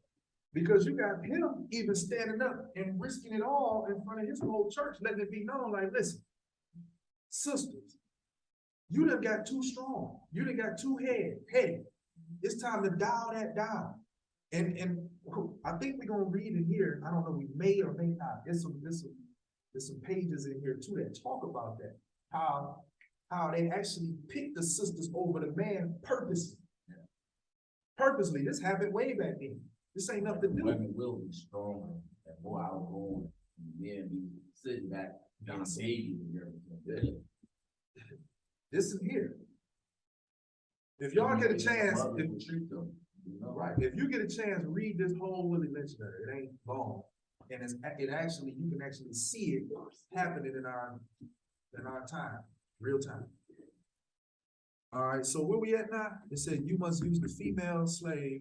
You must also have your white servants and overseers distrust all blacks. But it is necessary your slaves trust and depend on us. Is what? Necessary for your slave to trust and depend on us. Read. The must, They must love. they must love, respect, and trust only us. Do y'all hear that? Do y'all hear that? Look, sometimes when you go and you take information, sometimes when you go and you take information to our people, they won't listen to you because it's coming from you. But let it come from somebody of another nationality. A white person. Let it come from somebody of another persuasion, but predominantly white. Guess what? They're gonna hear that. They're gonna listen to that. But they won't listen to you. And it's a word for that. See, that was installed into us. It's a word for that. Gentlemen, these kits are the keys to control. Use them. Have your wives and children use them. Never miss an opportunity. If used intensively for 1 year, the slaves themselves will remain perpetually distrustful. Thank you, gentlemen. Is that not the truth? And it's a name for it. This is a psychological synopsis yeah, this is a psychological, what you call this here? What you call that when they diagnosis? This is a psychological diagnosis called Stockholm Syndrome. Read that for me, brother. Stockholm Syndrome. The Stockholm Syndrome appears when an abused victim develops a kind of respect and empathy towards their abuser. It was named after a bank robbery in Stockholm when a group of bank employees were held hostage and developed a strong sense of empathy towards their captors. When this traumatic event was over, they even defended their captors by not wanting to say anything that might endanger their captors' freedom. Now check this out. When we come and we bring this gospel to our people, and we tell them, hey, we the children of Israel, and this is the judgment on the nations that perpetuated the wrongs against us. The first thing they say is, well, God loves everybody. God loves everybody. Oh no, but we gotta be judged. We can suffer judgment by the Most High, but no other nation can. Stockholm syndrome. Stockholm syndrome. We come and bring them some understanding. Oh no, brother, I got a doctor. You talking to a doctor. You talking to a doctor, brother. Remember that. Right? And they received that master's degree from who? They master. They master. We got a different master. All right, so okay, you want to finish that out. This usually happens because the victim sees the smallest act of decent behavior as an extracted event, which makes them see their captors as essentially good. Oh man, I got me a good job. Man, I got a good job. You see my house? Oh, I got a nice house. My car, hey man, we living good. We eating good, right? This is what it's talking about. All right, you'll receive a treat in your master's kingdom, and you feel as though you made it. So now you like, hey, you can't say nothing. You can't say nothing about master. You see my house, man. You see, this is what it's talking about. Go ahead. This way, they leave aside all the negative behavioral distinctions of their captors and focus on the positive ones. Yeah, like when they took our names and told us we can't call ourselves by the name that God gave us no more. Toby, we go in there. Come on. This syndrome is also called traumatic bonding or victim brainwashing. Kabang. We dealing with, remember we had Pastor Manny, and he was talking about the black man, his brain is just not right. He's not right. A black man can't run no nation. Just like You know, so, and we laugh because it's funny, but at the same time, it's the truth. Not saying that we can't run a nation, we can. We can run a nation, but we gotta get right. We gotta get under Christ. We shall know the truth, and the truth shall make us free. Once we get that truth, it's over. All that 300 years they was talking about, yeah, it's perpetual servitude, 300 years. Yeah, okay. When we get that truth, it's over. You can never take us back to your psychology no more. And they understand that. All right, cross. Let's get this. Let's make a slave. Let's make a slave. control language, crossbreeding completed for further severance from their original beginning. To what? Cut them off from being a nation. For further severance from their original beginning, come on. We must completely annihilate the mother tongue to both the new nigger and the new mule and institute a new language that involves the new life's work of both. You know the language is a peculiar institution. It leads to the heart of the people. It leads to the heart of a people. They was looking to rip our heart out.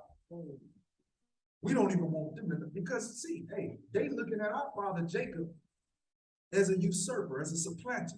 He took their blessing. That's what they think. That's the way they feel.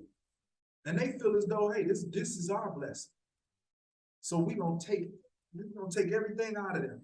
They ain't gonna know nothing about themselves. This was not an ordinary captivity.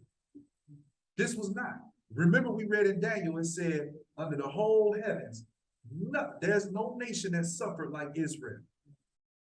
We suffer so bad, we don't even know we suffer. We suffer so bad we have no idea the depths. Come on.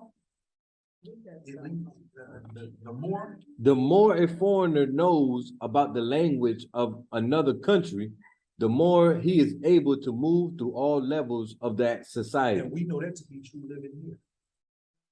We understand that to be true living here. If we understood the language fluently, the places we can go, the people we can be amongst. Go ahead, therefore. Therefore, if the foreigner is an enemy of another country, to the extent that knows the body of the language, to that extent is the country vulnerable to attack or invasion of a foreign culture. For example, you take a slave, if you teach him all about your language, he will know all your secrets, and he is then no more a slave. For you can't fool him any longer. Go ahead. Being a fool And being ignorant is one of the basic ingredients of an incidence of, to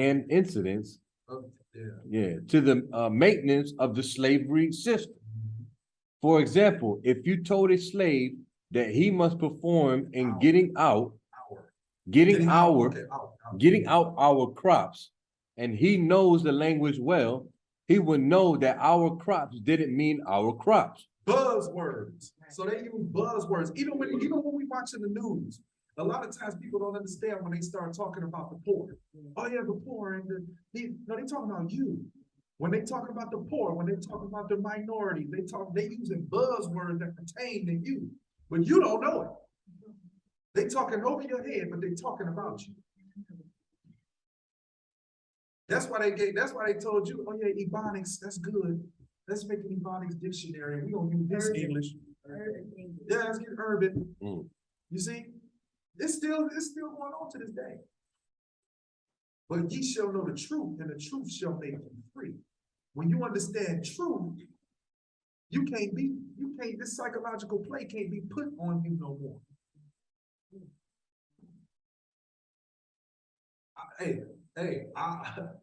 Master said our house is burning. We got to go to our house. Fool, you sleep out there in the back. That ain't your house. That's the big house. Master's sick. He told my master, I think we ain't sick. Master is we sick. You see? You know, we sick, master. Let's finish this out. And the slavery system would break down, for he would relate on the basis of what our crops really meant. See, if we can understand, and that's why we seeing everything going on the earth right now, because they Willie Lynch programming is coming off of us now. We can read between the lines now. We hearing all the buzzwords. We done learned too much on the plantation. So now they're like, hey, we gotta reset. They see and we actually smarter than them. Exactly. Even in their own language. Exactly. You know, Exactly. Reset the whole system. It's time to reset the whole system. Because what? Esau is the end of the world, and Jacob is the beginning of it that follows. You got to keep Jacob down. now, going back to the secret meetings. Right. Exactly. Exactly. It says they have taken crafty counsel against our hidden ones. This is some of the crafty counsel here. They crafty counsel is their witchcraft, their psychology. That's the crafty counsel. This is manipulation. This manipulation. Let's read this one. We don't have to read that. We can read this one here. So you have to be careful in setting up the new language, for the slave would soon be in your house. If he learned too much, he gonna be running your house. Go ahead. Talking to you as man to man.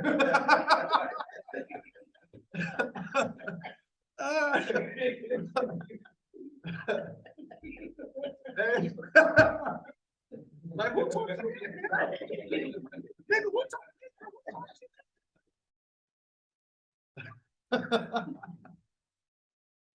Man, using big words. Use it and know how to use it.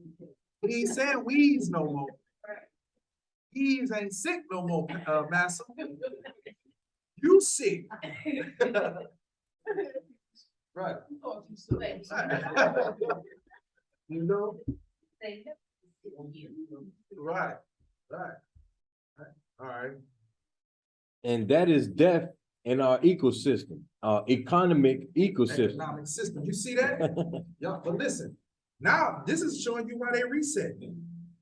Read that again, that part, where it say that, and this is. And this is death. Oh, and that is death in our Economic system. economic system. Y'all see that? So now they're like, look, we gotta reset. The whole economics is messed up now because the slaves ain't slaves no more. The Willie Lynch programming have come off for the slave.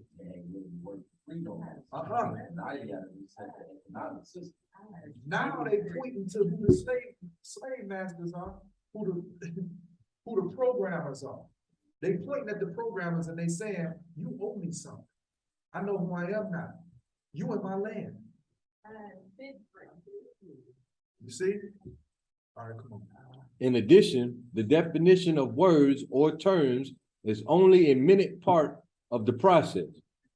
Values are created and transported by communication through the body of the language. A total society. Values are communicated, meaning your heritage. The things that belong to you are communicated through your language. You go back and find your origin and what the things that pertain to you through the language. We gotta take that. If you want to have a perpetual slave, you gotta take that away. A total society has many interconnected value systems. All these values in the society have bridges of language to connect them for orderly working in the society. They took away. They said we gotta take away the law. That's our heritage. The law is our heritage. That's our heritage. They took away our law. Go ahead. But for deep, and us to understand that we have values set up. Always don't have all that. They said, look, right here, we're going to put in envy, distrust. We're gonna put all these things in there, and that's just gonna destroy the whole value system that they have. And when we take the language, they ain't gonna be able to find their way back. Chances of getting out is almost zero. Man, if it wasn't for Christ, if it wasn't for Christ, if it wasn't for the word. Oh, wow, these cars be flat and acting flat, make me sick. but for these language bridges, these many value systems would shapely clash, add, cause, add. Oh, And right, clash and cause internal strife or civil war. The degree of the conflict being determined by the magnitude of issues or relative opposing strength in whatever form. Yeah, we can read it because we got For example, if you put a slave in a hog pen and train him to live there and incorporate in him to value it as a way of life completely. So if you put us in the hood, and See, you know what? I don't understand why white parents let their kids dress like that. Love the slums. That's what they're saying. Go ahead. The biggest problem? The biggest problem you would have out of him is that he would worry you about provisions to keep the hog clean or partially clean, or he might not worry you at all. So saying, hey, You gotta stop again.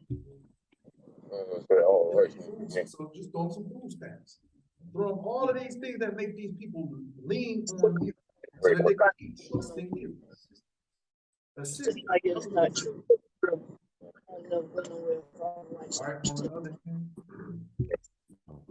On the other hand, if you put this same slave in the same hog pen and make a slip and incorporate something in this language whereby he comes to value house more than he does his hog pen, you got a problem. He will soon be in your house. Ain't that wild? That's crazy. So the understanding. That was so edgy yesterday. He was so ready to go. There's really no value at all. They put that all on us. Exactly. They indoctrinate us like that. Right. They put the children like we got a baseball team. No, that here hipster. He started in West End. He was, yeah, he came, well, he was hired to teach the people in the South, the He masses, was like a white dude. how to do what he did in I told him he read that. So right there, so what he's It's just saying, so weird. he tells the people in America, the slave owners in America, how Everybody he used to play, you know, with your. He never watched defense, man. All right, let's go great to, thing. All the black boys on that team Let's tripping get out. that I'm the only one with the let's most get an faith in example here. real quick. Huh? Yeah. And remember that Mexican team y'all played, they had a lot of faith there. Benjamin. Oh yes, man. Now check this out, y'all. This is how they did it. They put it in Oh movies. yeah, I forgot to tell you, They put it in movies. They showed it. Wow. This is how they did it. I like that breaking news. Anyone looks away takes a turn. Toby, I'm gonna give you a chance to avoid this. Maybe Mr. Waller will let everyone enjoy this blessed day. On the street and first and flame. This is how they did it. This is how it Killing happened. 6 people at near a gas station. This is how they took strip the language. Just a second, okay? They put it in the movies.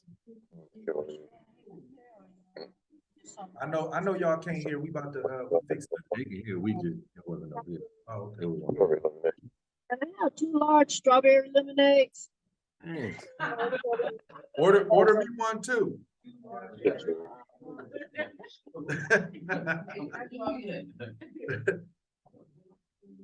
Alright. How they did it. In the Bible, we read the Willie Lynch letter, and now they showing it, bragging. The pride of Esau. They bragging about it in the movies. And they got our people ignorant, just ignorant, not understanding what this really is. But hey, I'm glad they did it, because now we got something to look at and see and be like, okay, we can look at the scriptures, we can look at history and say, okay, man, this is it. All right, come on. Anyone looks away takes a turn.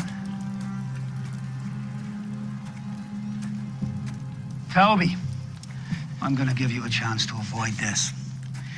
Maybe Mr. Waller will let everyone enjoy this blessed day. I want you healthy, so you'll work hard. All you have to do is tell me your name.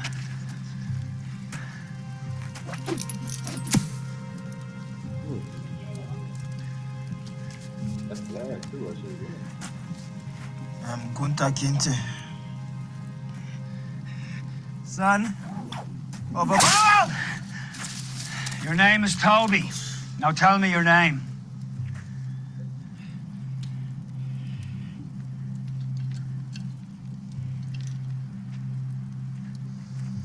I'm Kunta Kinte. That's not your name. Toby's your name. Now what is your name? Say it. Kunta Kinte.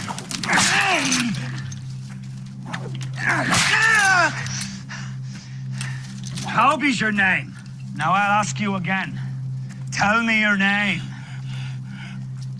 Say it! Say it! Say it! Toby!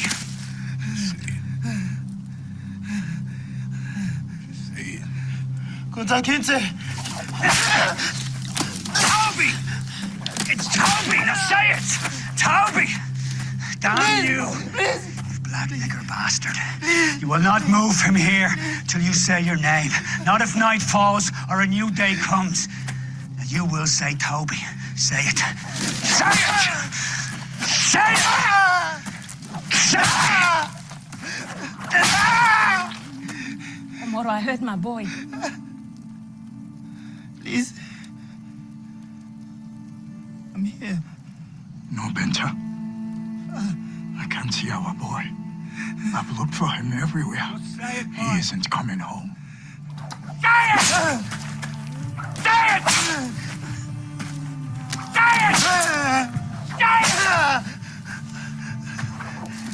it! Say your name. Your owner's wife chose for you. Say your name, so you know this ain't Africa. This is Virginia, and you're the property of John Waller, like the horses and hogs, nothing more. Say your name, so you know what you are. Say it. Say it. Say it! Say it! Say your name! Say it! Say Toby! Tell me your name! Say it, damn you!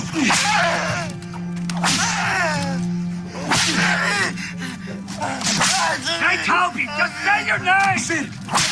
He said it. Say it again. Louder. What's your name? What's your name?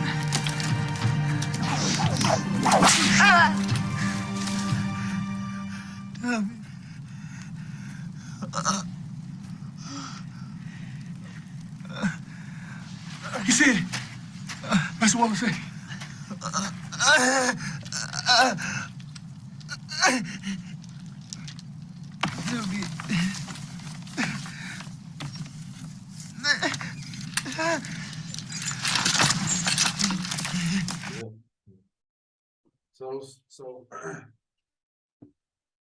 So that's how it was done. That's how it was done. I got a scripture real fast. Now, it was real deep. If y'all pay attention in that moment when he was hitting him on the back, he began to think about his parents.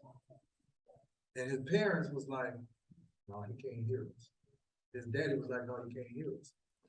Now check it out though. It's deep because that was showing that disconnection from his heritage. That's what that was showing at that moment. It was showing that that's what the intent was, to disconnect him from his heritage. That's what it was about. And see, the Most High understood that. The Most High understood that, so the Most High did a work.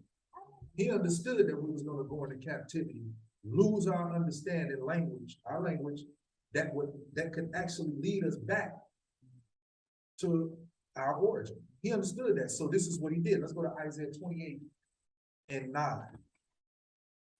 Isaiah 28 and 9.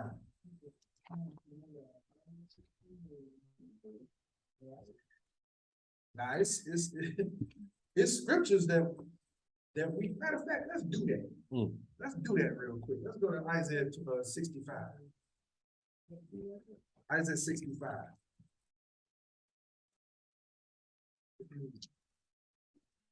Let's do that real quick. I wasn't gonna go here, right? That's 65 and 15. Isaiah 65 and 15. And then we'll read Isaiah 28 and 9. Isaiah 65 and 15. And ye shall leave your name for a curse unto my children. For the Most High God shall slay you and call his servants by another name. See? So now we had to bear the names of our captives for a curse. So once we come to the understanding that that was a curse, and this is not our names, it shouldn't be our names, what will we do? Let's go to Isaiah 44 and 5. Isaiah 44 and 5. And I hope we can get this to those in the Christian church so they can understand. They see brothers calling themselves Israel, certain so-and-so this and so-and-so that from the nation of Israel. This is why. Come on, 44 and 5. Isaiah 44 and 5. Chapter 44, verse 5. One shall say, I am the Lord's, and another shall call himself by the name of Jacob, and another shall subscribe with his hand unto the Most High, and surname himself by the name of Israel. So once we come to the understanding of who we are, and this Willie Lynch's programming is out of us, we begin to name ourselves what the Most High intended for us to be called. And surname ourselves, we would call our last name Israel. Yashayasceptre, be after the name of our father. Our last names are supposed to be the name of our father. See, back in the day, they never had last names. You would have Christ, like Christ when he was on the scene, Yashaya, son of Joseph, son of David. That's why they call him the son of David, from the tribe of Judah. So it wasn't no such thing as last names. We took on our surname, which is our last name, would be our father's name. So now you see us changing our names now, because my name, I ain't gonna go into it because we're on this slide, but my name has a meaning. It's giving praise to a Greek god. My name that my mother gave me, my government name, she didn't know. But those things was passed down to us for a curse. So now when you come into the true understanding and you read that scripture, we begin to subscribe to Jacob. We begin to call ourselves by the names in Hebrew. Call our last name Israel after the name of our father. See, the Most High understood that we would go through that. So the Most High had to make, in order for us to get back to that understanding, the Most High had to do something. Isaiah 28 and 9. Now we can go ahead. Right, not Muhammad. Nah, not no X. We ain't nothing X. Isaiah 28 and 9.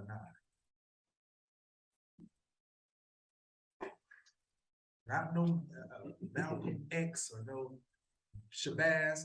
Listen, and we don't come from no Shabazz tribe like they be trying to say and all of that. Nah. Isaiah chapter 28, verse 9. Yeah. Whom shall he teach knowledge? And whom shall he make to understand doctrine? Them that are weaned from the milk and drawn from the breast.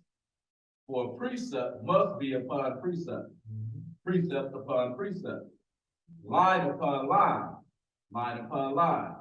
Here a little and there a little. And that's why we bouncing all over the Bible. We're going into precepts, we're going into history, so we can bring forth the understanding. But read this next verse is what I want. For with stammering lips and another tongue will he speak to his people. So the Most High will have his word translated into all of these nations' tongues in which we will be scattered, so that we can gain the understanding and come back to the covenant. This is what happened. This is the promise. And this would be the medicine against the Willie Lynch psychosis. This is the truth that will set us free. This is the truth that will set us free. The word. So let's get the King James Version real quick. I know y'all brothers tired of reading. I'll read this. King James Version. Zondervan Bible Dictionary. It says, King James Version.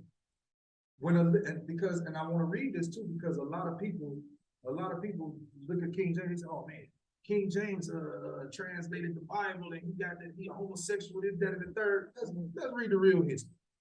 All right, the Most High, it was prophesied that the Bible would be translated. King James didn't touch it. He authorized the translation. And we're going to read it. King James Version. When Elizabeth died in 1603, the crown passed to King James I, who had been king of Scotland for 37 years, as James VI. Several months after he ascended the throne of England, he authorized the new translation of the Bible to replace the bishop's Bible. 47 of the best Hebrew and Greek scholars of the day were divided into 6 groups, 3 for the Old Testament, 2 for the New, and 1 for the Apocrypha that they claim in the churches is non-canonical. 2 of the groups met at Oxford, 2 at Cambridge, and 2 at Westminster. So these are 3 prestigious Ivy League universities, right? That say that the Apocrypha goes with the original King James. All right, it says, when a group had completed its task, its work was submitted to 12 men. 2 from each panel. Final differences of opinion were settled at a general meeting of each company. In cases of special difficulty, learned men outside the board of revisers were consulted. Marginal notes were used only to explain the Hebrew and Greek words, to draw attention to parallel passages, precepts on precepts, line upon line. Italics were used for words not found in the original, but necessary to complete the sense. And that's how you read the Bible. When you go into the scriptures, you see italicized words, you understand that that word wasn't originally there. It was because it was fragmented. That word had to be placed there to bridge the language gap. The revisers who received no financial remuneration for their work completed their task in 2 years, and 9 more months were devoted to a division of their work by a special committee consisting of 2 members from each group. In 1611, the new version was published. It did not win immediate universal acceptance, and take it almost now. I couldn't finish it in the. Might as well. Shoot.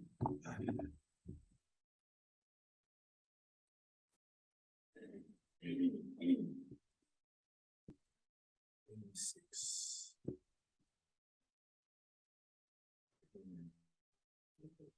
All right, it did not win immediate universal acceptance, taking almost 50 years to displace the Genevan Bible in popular favor. In the course of time, slight alterations were made, especially in spelling, to conform to changing usage, but these were all done piecemeal by private enterprise. So the original 1611 King James was translated straight from the Greek, straight from the Hebrew. See, that's why you can go into the Strong's Concordance and you can pull out the words from out of there and get the understanding. You can't do that with the NIV. You can't go into there and get the right understanding. And no, you can go into the King James and pull it out. That's why. And anything that was that happened after 1611 was done by private enterprises. It says, its excellence is shown by the fact that after 350 years, it is still used in preference to any other version in English-speaking Protestant world for both public and private use. All right, so that's the prophecy. It was prophesied that the Bible would be translated into a language or a tongue that we could understand with the Most High understanding that we would lose our tongue.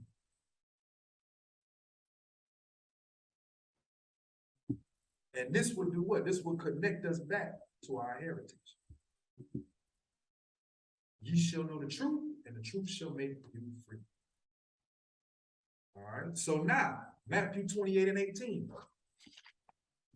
Matthew 28 and 18. Because when we start speaking about Israel, we start saying, hey, we got to go to the Jew first. We got to bring this gospel and raise up the tribes first. Then you have somebody in the way saying this. Let's read that. Matthew 28 and 18. And Yashaya came and spake unto them, saying, all power is given unto me in heaven and in earth. Go ye therefore and teach all nations. What do you say? Go ye therefore and teach all nations. That's what they say. They say, no, Christ said, go and teach all nations, which is true, which we do. But it was a purpose. Christ said that, why? Because his people were scattered into all nations. Read it again. Go ye therefore. Go ye therefore and teach all nations, baptizing them in the name of the Father Yashaya, and of the Son Yashaya, and of the Holy Spirit, teaching them to observe all things whatsoever I have commanded you. And lo, I am with you always, even unto the end of the world. That's right. Amen. Amen.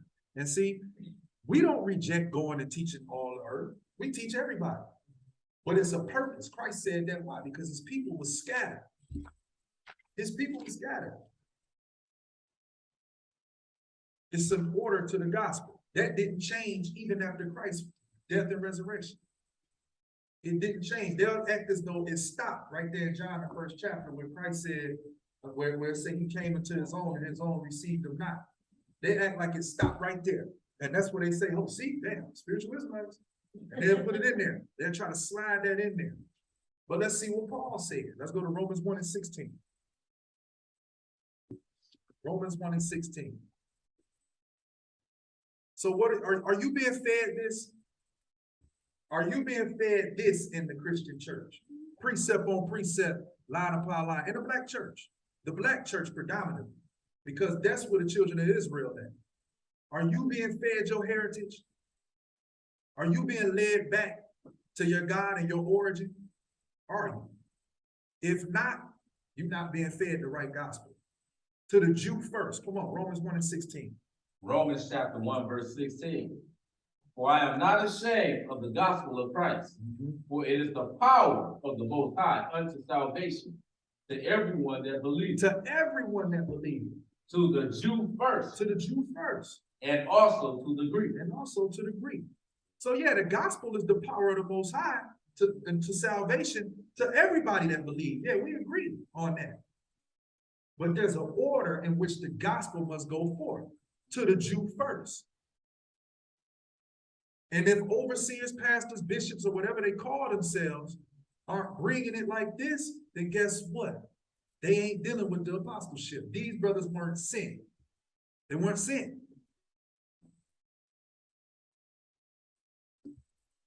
All right, let's go to Rome. Because, and see, to whom much is given, much is required. Israel was given a task. They was given much information. The other nations weren't given this information. All right, Romans 2:9. Romans chapter 2, verse 9. Tribulation and anguish upon every soul of man that doeth evil. So tribulation and anguish is going to happen to every man that do evil. Every man, Jew or Gentile. Come on. Of the Jew first. Who? Of the Jew first. See, to whom much is given, much is required. So the Jews get punished first. Israel is punished first. This is why the gospel is to the Jew first. They got to get the warning first because the punishment is to them first. Go ahead. And also of the Gentile. And also of the Gentile.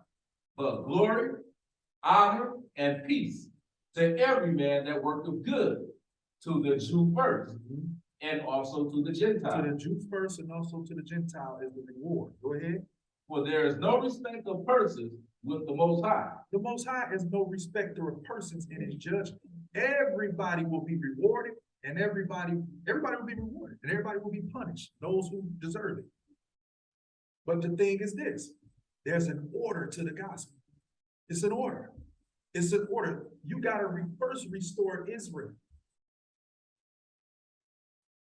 You got to give them back what they lost. Christ said, I'm the Son of Man have come to save that which is lost, which was lost.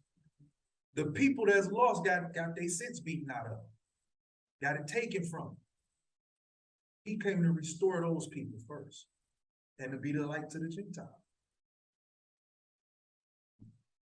You want to say something? And then when you broke it down, basically, it's talking about the judgment, you know what I'm saying, with no respect to persons. That means your reward, is you gonna get your reward in Christ, or you gonna get your judgment. That's the no respect of a person. That means he's not gonna punish a Gentile and not punish a Jew. Exactly. He's not gonna reward a Jew and not reward a Gentile. But yet we gotta understand, we're talking about the promise. That promise is to his people only. Okay? And everybody have the proper position or role in Christ and in the kingdom. The Jew have their role and the Gentiles have theirs. But the promise to Abraham's seed, his natural seed. It's an order. It's an order in which the gospel must go forth. That's why Christ, and see, they'll read over there Matthew 10, 5 and 6, where it said, when Christ said, these 12 he sent forth. What you say? It say, these 12 he sent forth, saying, go ye not into the ways of the Samaritans and into the ways of the Gentiles, go ye not. Go ye into the lost sheep of the house of Israel, and as you go, preach, saying, the kingdom of heaven is at hand, because the kingdom is for them. The kingdom is for Israel.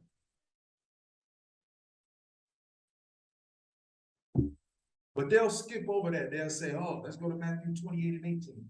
Not understanding that God's people were scattered. That's why Christ said, go into all nations and teach.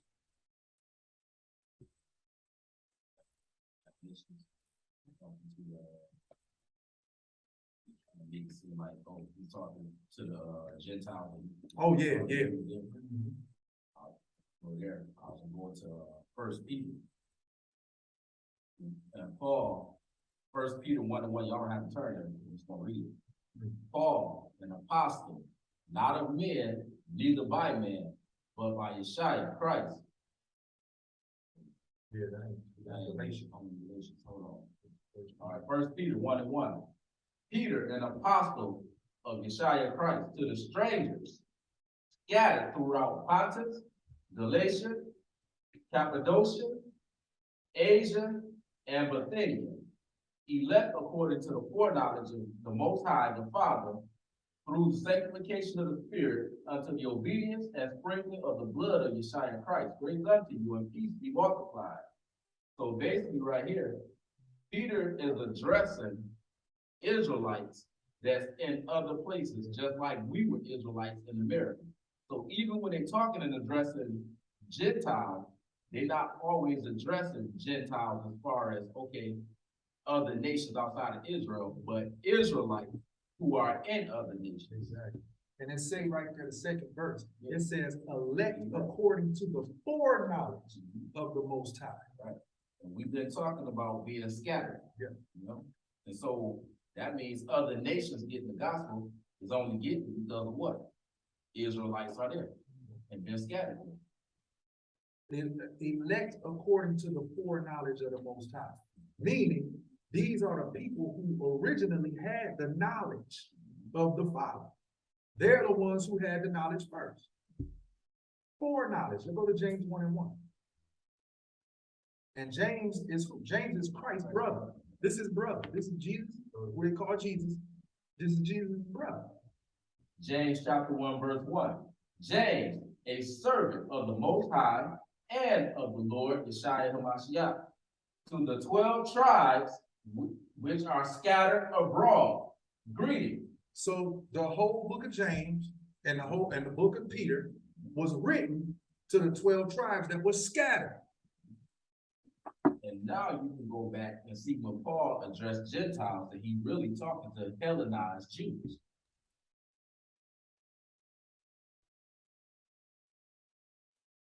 So that's why Christ said, hey, go out and teach all nations, because his people was getting ready to go into captivity.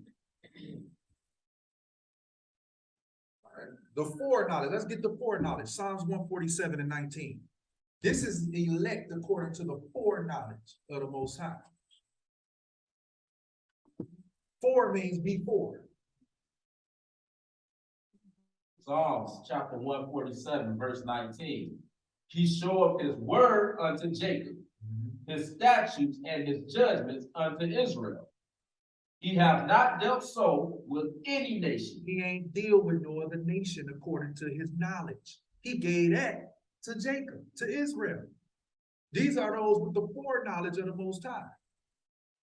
Those are the ones Peter was talking about, scattered, who are strangers amongst these other nations now. Those are the ones James, Christ's brother, was reaching out to. He wrote his whole book to. That's in the New Testament. That's in the New Testament. You never hear no churches read that about the 12 tribes being scattered. You never hear them read that. That's in the New Testament. They act as though, hold on. So I guess these people are the spiritual scattered. These are the spiritually scattered 12 tribes. Well, what spiritual scattered tribe you come from? Tell me that. You ain't got a tribe? All right, come on. What you got? And as for his judgments, they have not known. The other nations don't know his judgments. It was on us to teach him.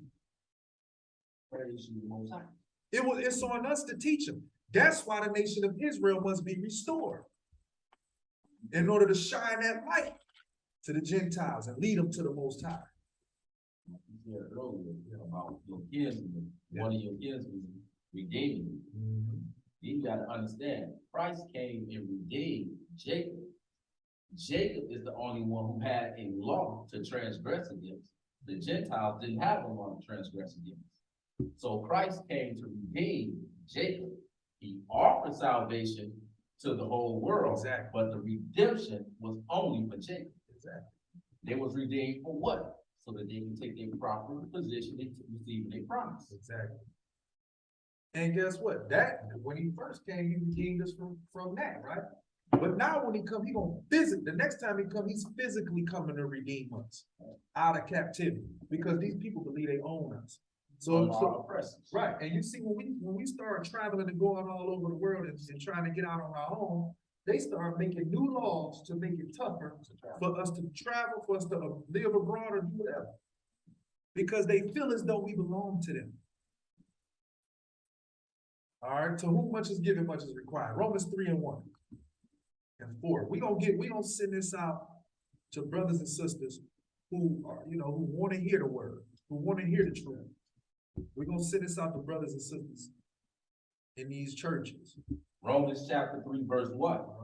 What advantage then have the Jew? So now this is the New Testament. Paul is asking the question, what advantage have the Jew? Come on. Or what profit is there of circumcision? Much every way. Hold up, he answered his own question. He said much in every way. So if it don't matter who these people are, because you'll hear this in the church, they'll tell you, it don't matter, we're spiritual Israelites. And it's all a part of the replacement theology. It's all a part of that.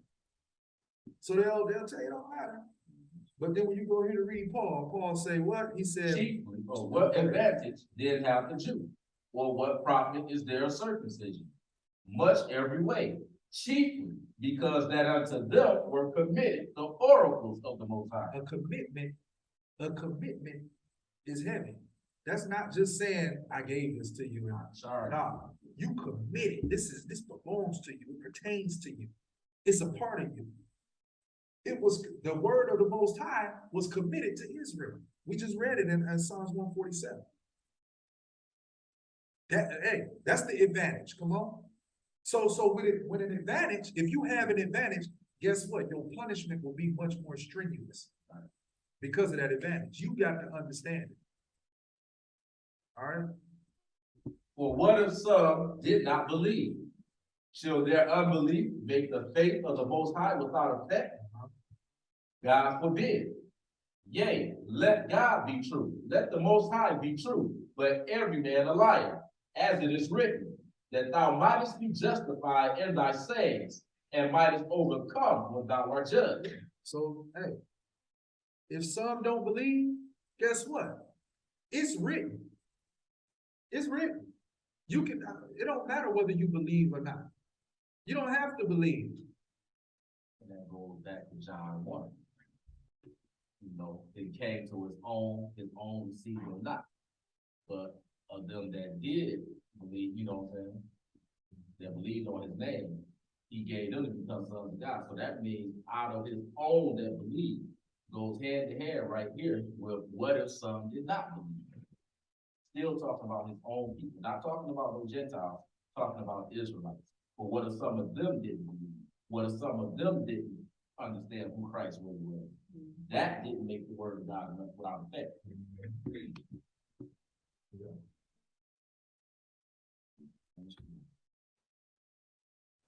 Yeah, we good.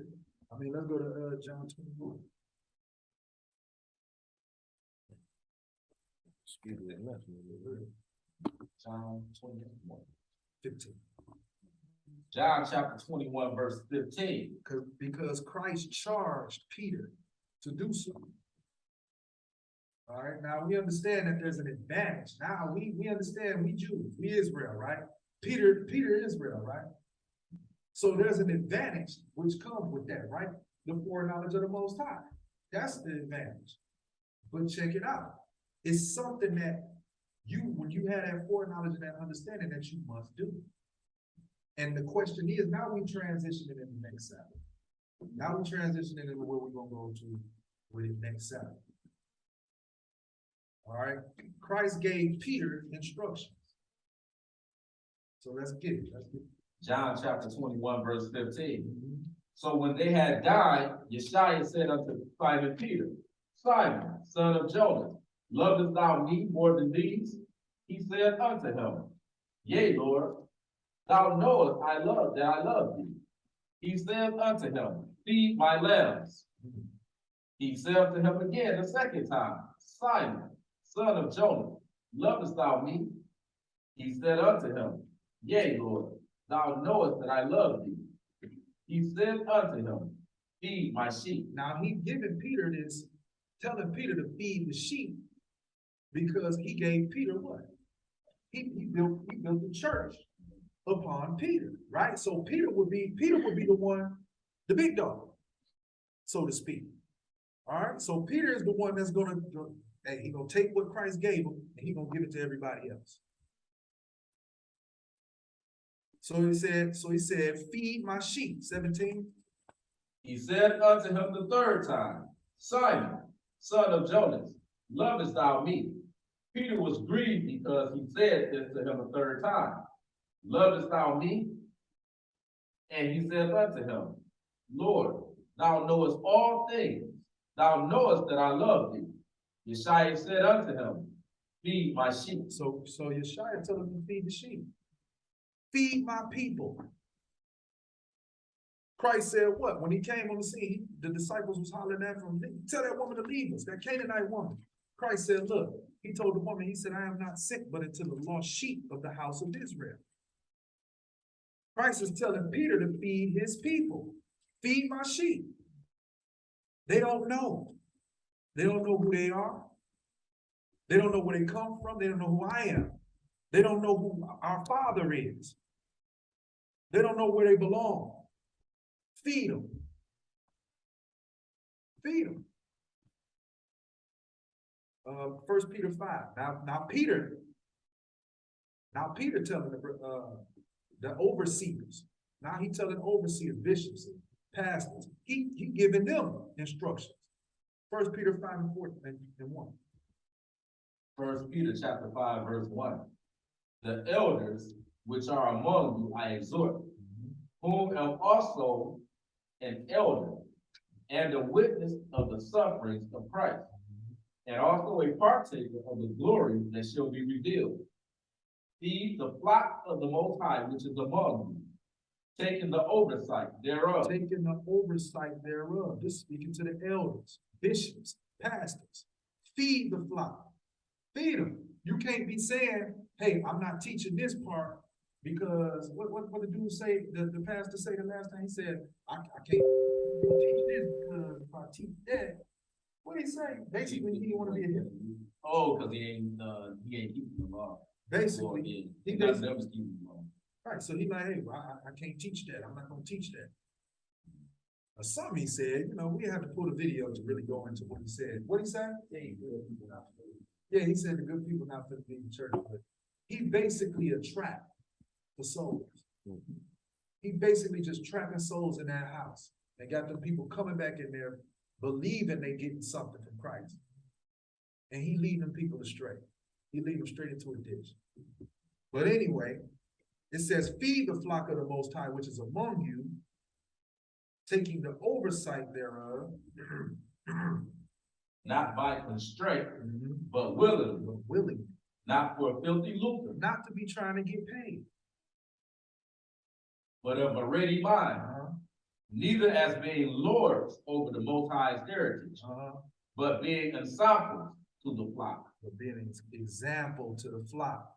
We're gonna find out an example. We're gonna see if these pastors is being great examples. 4. And when the chief shepherd shall appear, ye shall receive a crown of glory that fadeth not away. And that's the reward. So let's go, we got a video there. Let's go to this first video. Let's deal with some filthy lucre. Let's deal with filthy lucre. Oh yeah. Everybody's got a opinion. I'm the way they think our story's gonna end. Some folks feel it's just a superficial thrill.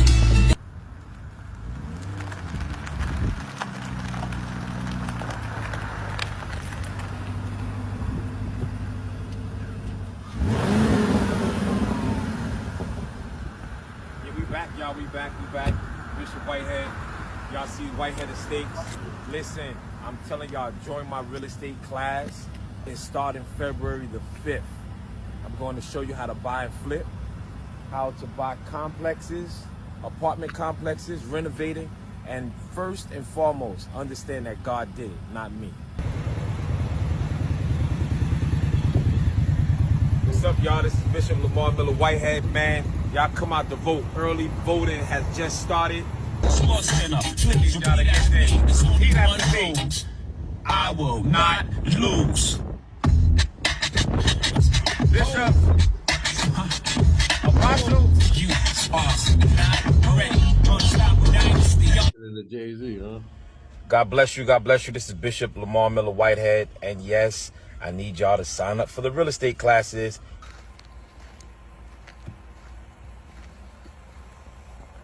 What's up, y'all? What's up, man? We here at the Whitehead Estates, man. Get out of here. Okay. So now, let's go to the next video up under that. So this is what happens. Hey, hey, what it says, not for filthy lucre. Or what? We in the news with it. This what the paper said. All right.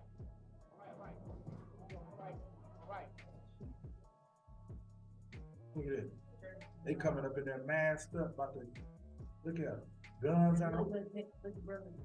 He better not move. You see what I still in?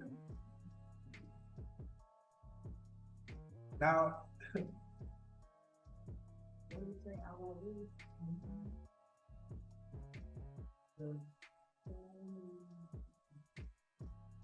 Singular. Singular.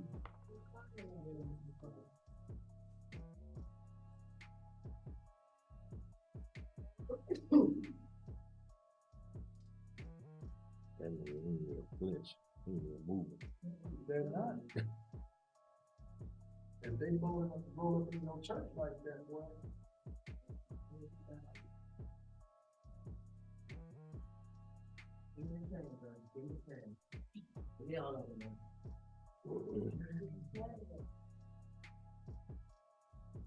Hey man, this passer, oh, he trying to yank that bad boy. That thing too big. That pistol right there on you too. You can't be flat, I ain't gonna be all that flat, you know. And it said that they got away with $2 million worth of jewelry from him and his wife. Between him and his wife. What are you doing wearing $2 million worth of jewelry in front of these people, these poor people?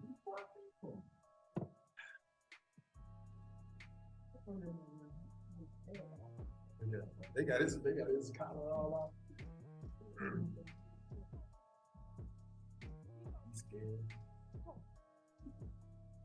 That's enough. Yeah.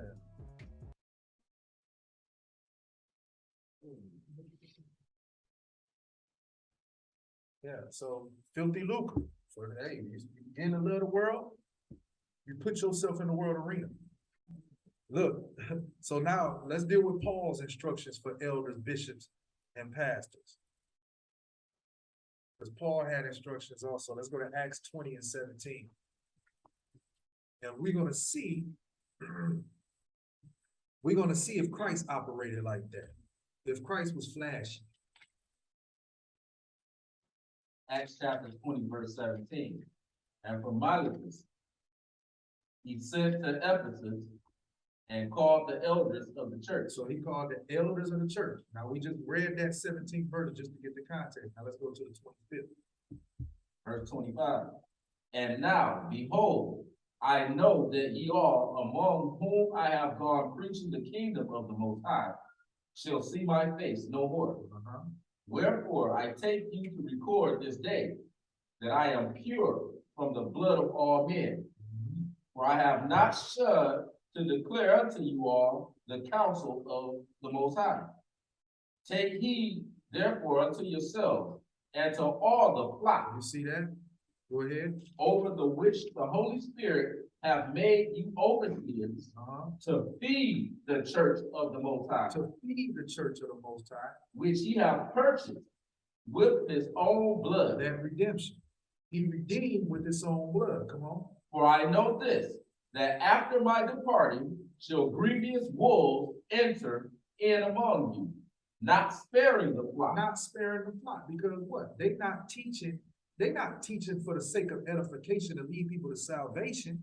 They teaching for filthy lucre. They take it. They wolves. They coming to eat the sheep. They feeding off the sheep instead of feeding the sheep. Come on. Also of your own selves shall men arise, speaking perverse things to draw away disciples after them. So now you got these brothers coming and speaking stuff that they know ain't right, so that they can have people heap to them and go teach things that's wrong, purposely to lead people astray and to get what? Filthy lucre. Come on. Therefore watch and remember that by the space of 3 years I cease not to warn everyone night and day with tears. And now, brethren, I commend you to the Most High and to the word of his grace, which is able to build you up and to give you an inheritance among all them which are sanctified. Hey, come on. And I have coveted no man's silver. Paul said what? I have coveted no man's silver. Don't play out here looking for no silver. Or gold or apparel. Or apparel. All that stuff you see that brother right there rolling with and doing. That, hey, you know, it's a covetous spirit behind that. It's a covetous spirit behind that. Why you need all of that? You got people in your church right there starving. Come on. 34. Yea, ye yourselves know that these hands have ministered unto my necessity, and to them that were with me. I have showed you all things, how that so laboring ye ought to support the weak. You are what? Support the weak. Not be rolling around flashing to the poor people in the hood. You're supposed to support the weak. Because now they looking at you as a wolf. So now you're a rival wolf. So you got wolves looking at you as a rival wolf. And they're like, hey, we about to get him. Come on.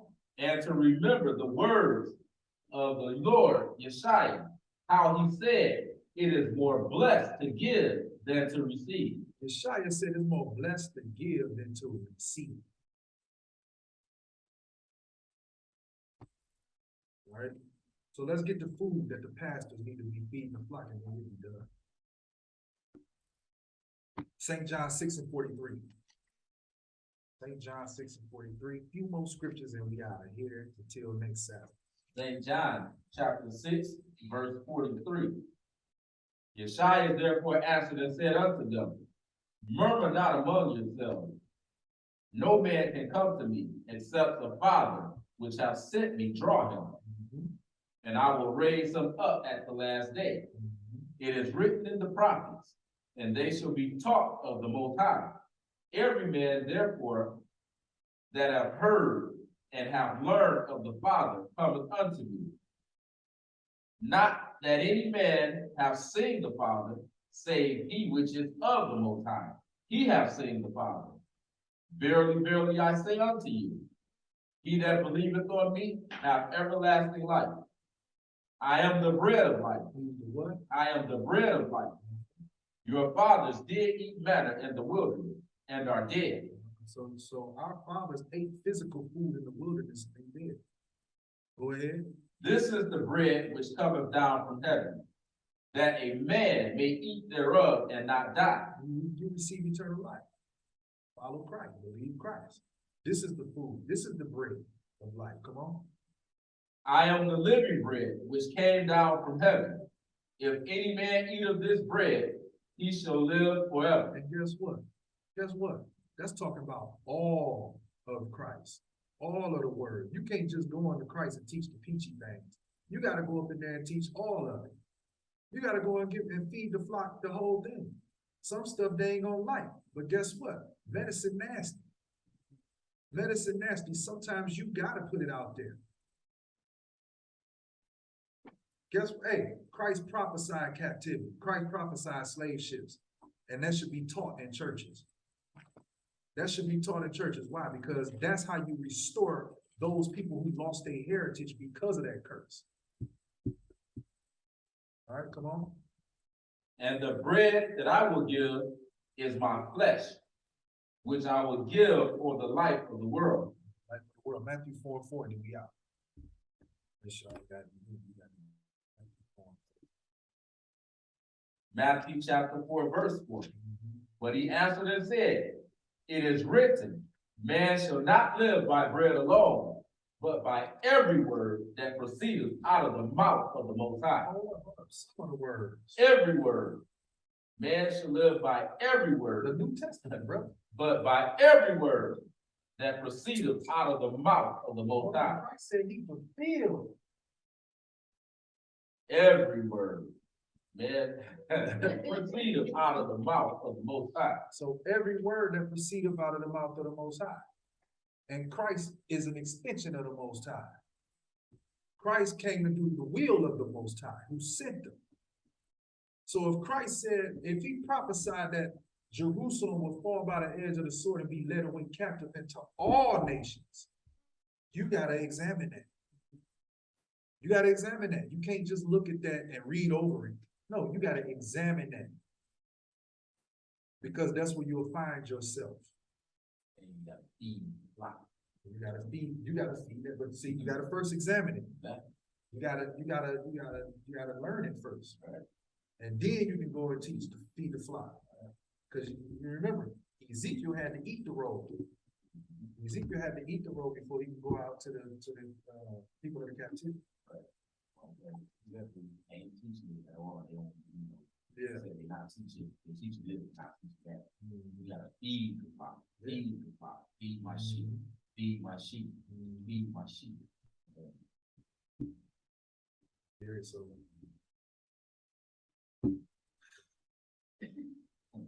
That's it. Shabbat shalom now. And, you know, Q&A, y'all know what time it is. Okay, I have a question. Yeah.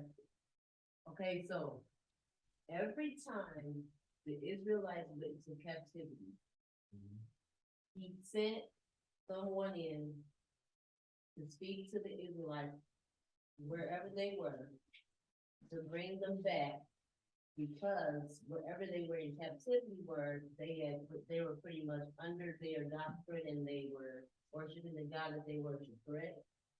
For the most part. For the most part. So how many times did Israel go into captivity? Read the book of Judges. Judges, okay. Go in the book of Judges, and then, go ahead.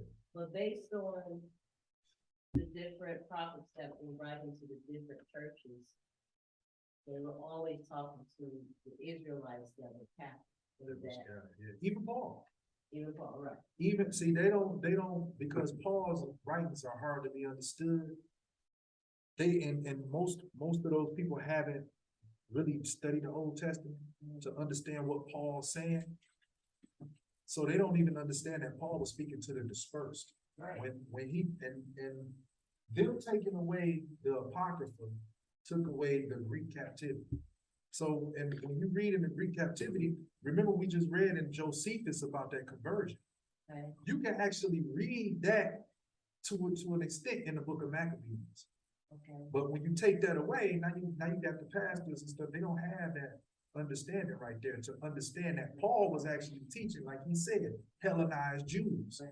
These were Jews in the mind state of the people that they were surrounded by, the other nations. Greeks, Hellenized Jews, people, Jews who made Greek their tongue.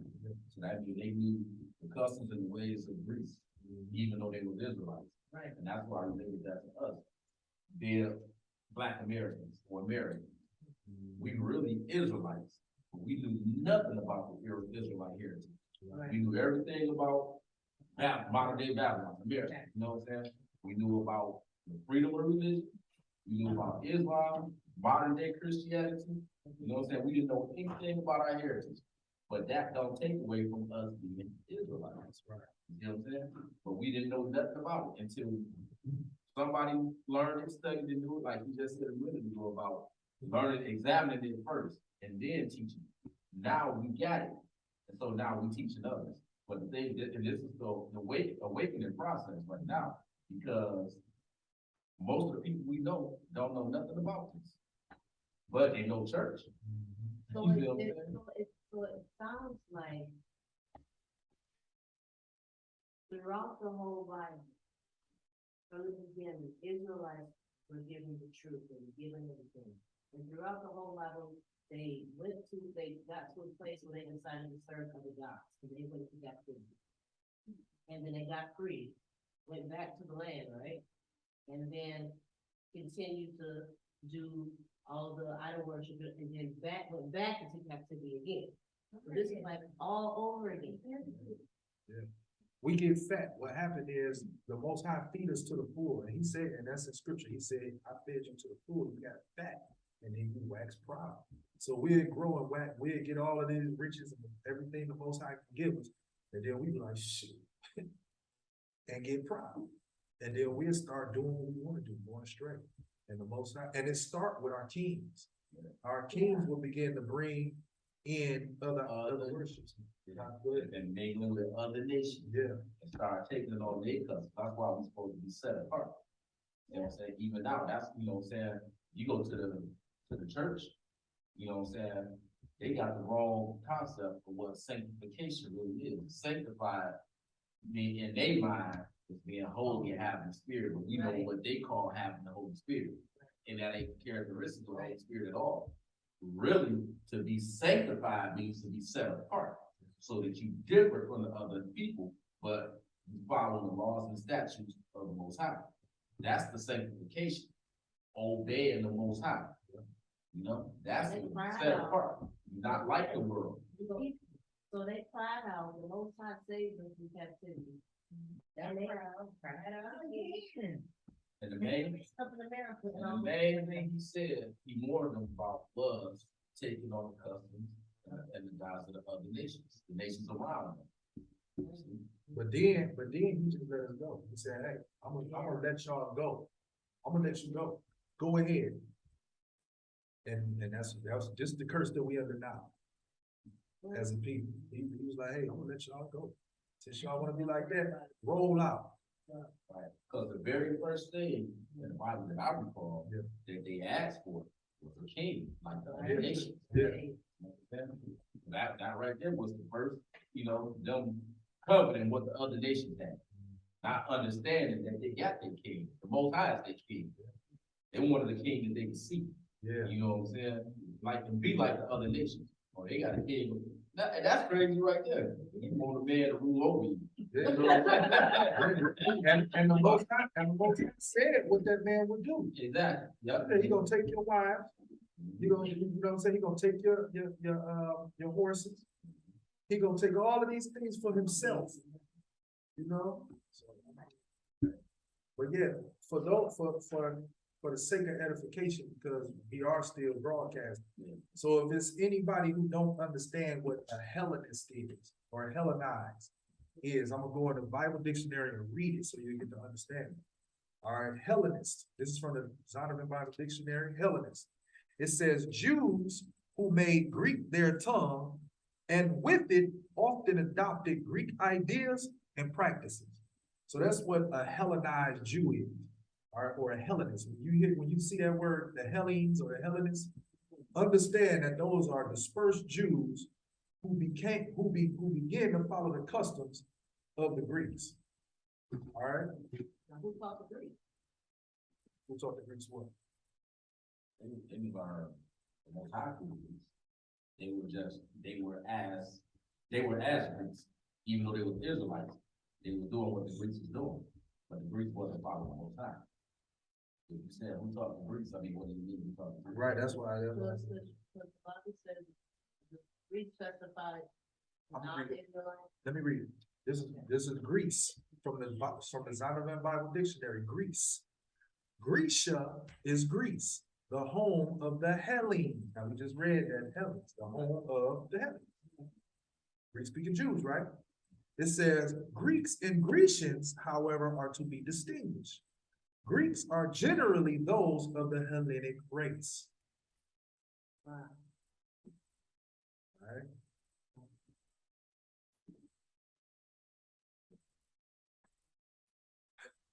Let's hold on. We got the Apocrypha. Since we're doing that, let's do it. Let's go to the Apocrypha. Let's go to Maccabees. The book of Maccabees. Let's show when these Jews became Hellenists. Or Hellenists. First Maccabees. Second Maccabees.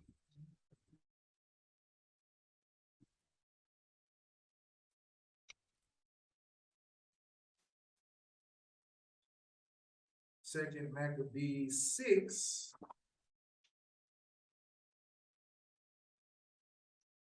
And 8. All right. Second Maccabees 6 and 8. No, matter of fact, I'm gonna start at 5.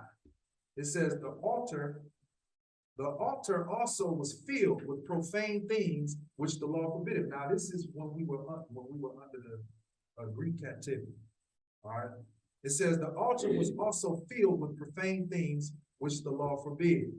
Neither was it lawful for a man to keep Sabbath days or ancient feasts, or to profess himself at all to be a Jew. See that? So under the Grecians rule, Antiochus Epiphanes came in and set up laws to where we wouldn't even able to call ourselves Jews. And that's somewhat today, we can see that today. Right?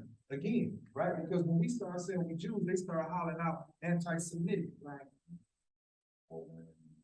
So certain celebrities start saying they get stuff snatched. Yeah. The platform snatched from them. Yeah. It says 7th verse. And in the day of the king's birth, every month they were brought by bitter constraint to eat of the sacrifices, which was pork. And when the feast of Bacchus was kept, and now, if y'all understand what Bacchus is, when you see people busting out in tongues and stuff like that, research Bacchus. Because that's what was happening in these Greek temples. They was busting out in this unknown tongue and shaking and stuff. And what would happen was the women would go in there and do it first.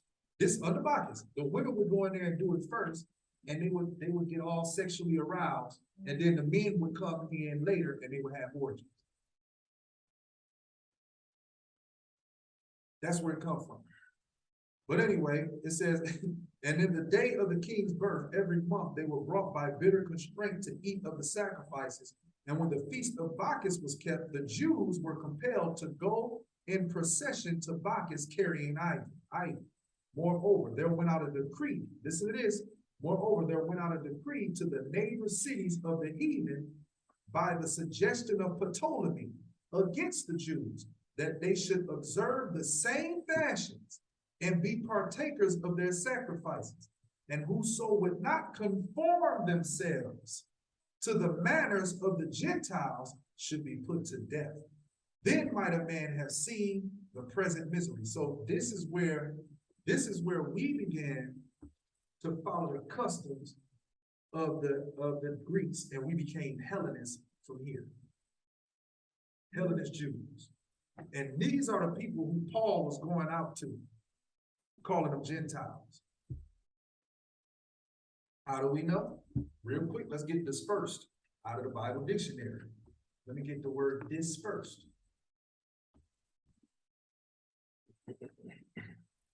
All right,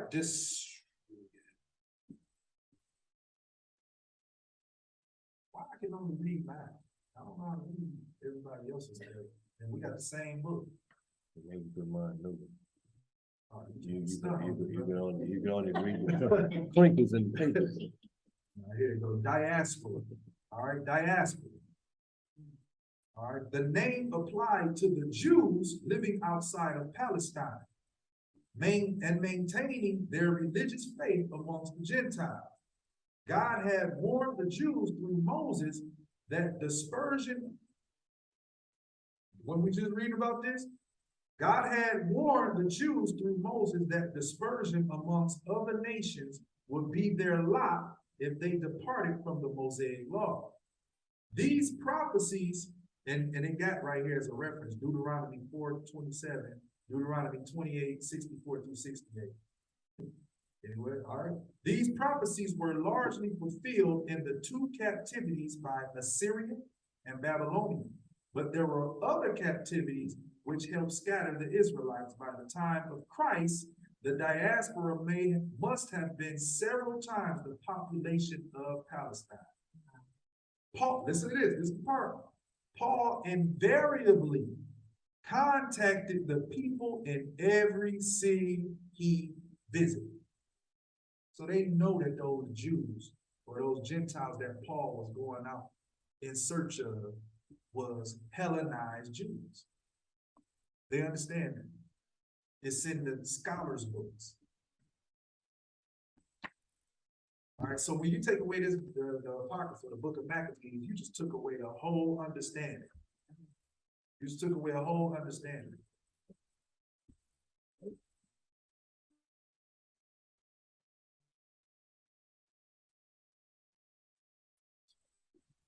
Oh, this was a little slower today. Out because hey man, Shabbat Shalom. Hey, anybody out there? Shabbat Shalom. Yeah, this one was slow today. It's good, Ted. It was good. I just wanted to read two scriptures real fast. Come on. Can y'all hear me? Yeah. All right, and I just want to go off the back of what y'all was talking about with these churches and all that, because a lot of these pastors that was set up over our neighborhoods, a lot of them was Masons. A lot of them understand what they're doing wrong, but a lot of them is ignorant, and they taking a lot of rewards. You know what I'm saying? They, the Romans, just like the Romans was giving them, gifts back then to, teach us a certain doctrine. We waking up from spiritual amnesia. You know what I'm saying? So I just want to touch on the churches because we come from Detroit, and just like every other black city, you got churches in every corner. You know what I'm saying? So this is Ezekiel chapter 16 and verse 31. It said, "And that thou buildest thine eminent place in the head of every way, and makest thine high place in every street." Because, like I say, like you can ride up 7-6 mile. It's literally a church on every corner. You get what I'm saying? These are harlot whorehouses. You know what I'm saying? It has not been as an harlot, in that thou scornest hire, but as a wife that committeth adultery. So that's a metaphor. I mean, when we go into these places and worship these gods through these idols, is literally spiritual adultery, which taketh strangers instead of her husband. They give gifts to all whores. What is a whore? Somebody that'll go deal with anybody. You know what I'm saying? You don't have no foundation or structure. You just out here. But thou givest thy gifts to all thy lovers and hirest them. And I got one more.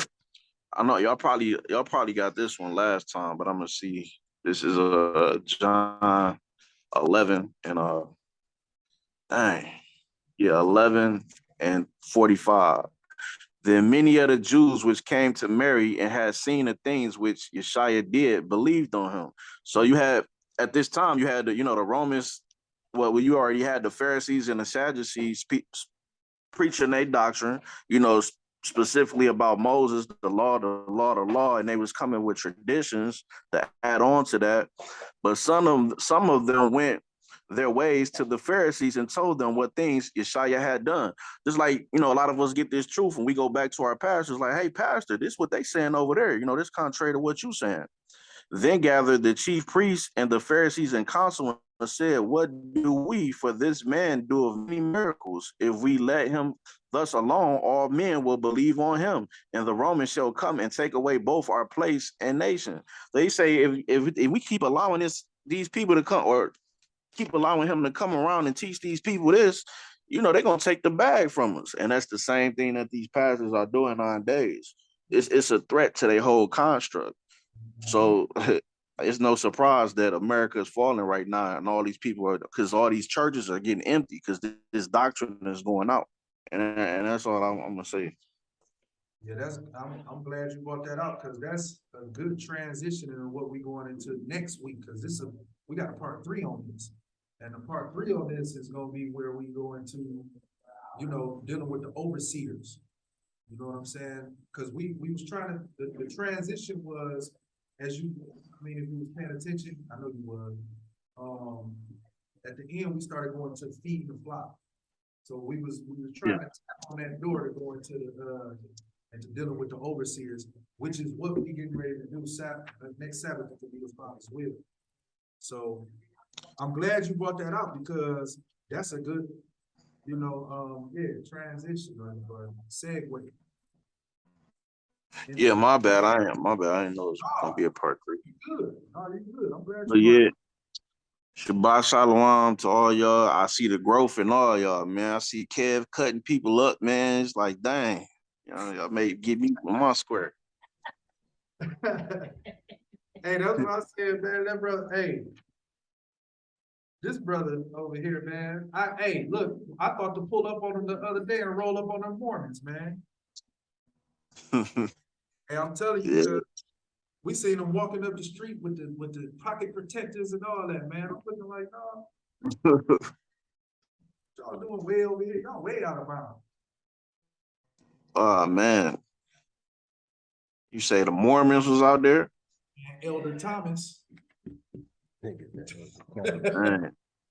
Little teenager elders, huh? Man, and they always got to have a little token brother with them. Shoot, JW was at the keyboard. Yeah. Man, they got all these people. They got all these people out here. All these people out here teaching and bringing forth that wine of Babylon doctrine, man. Shoot, they ain't gonna like us. That's all right. The Most High gonna send His reinforcements too. You know what I'm saying? And we ain't got that. We ain't got the resources they got. The worldly resources. We coming spiritual with it. You know what I'm saying? Right. Yeah, man. But yeah, man, we getting to it.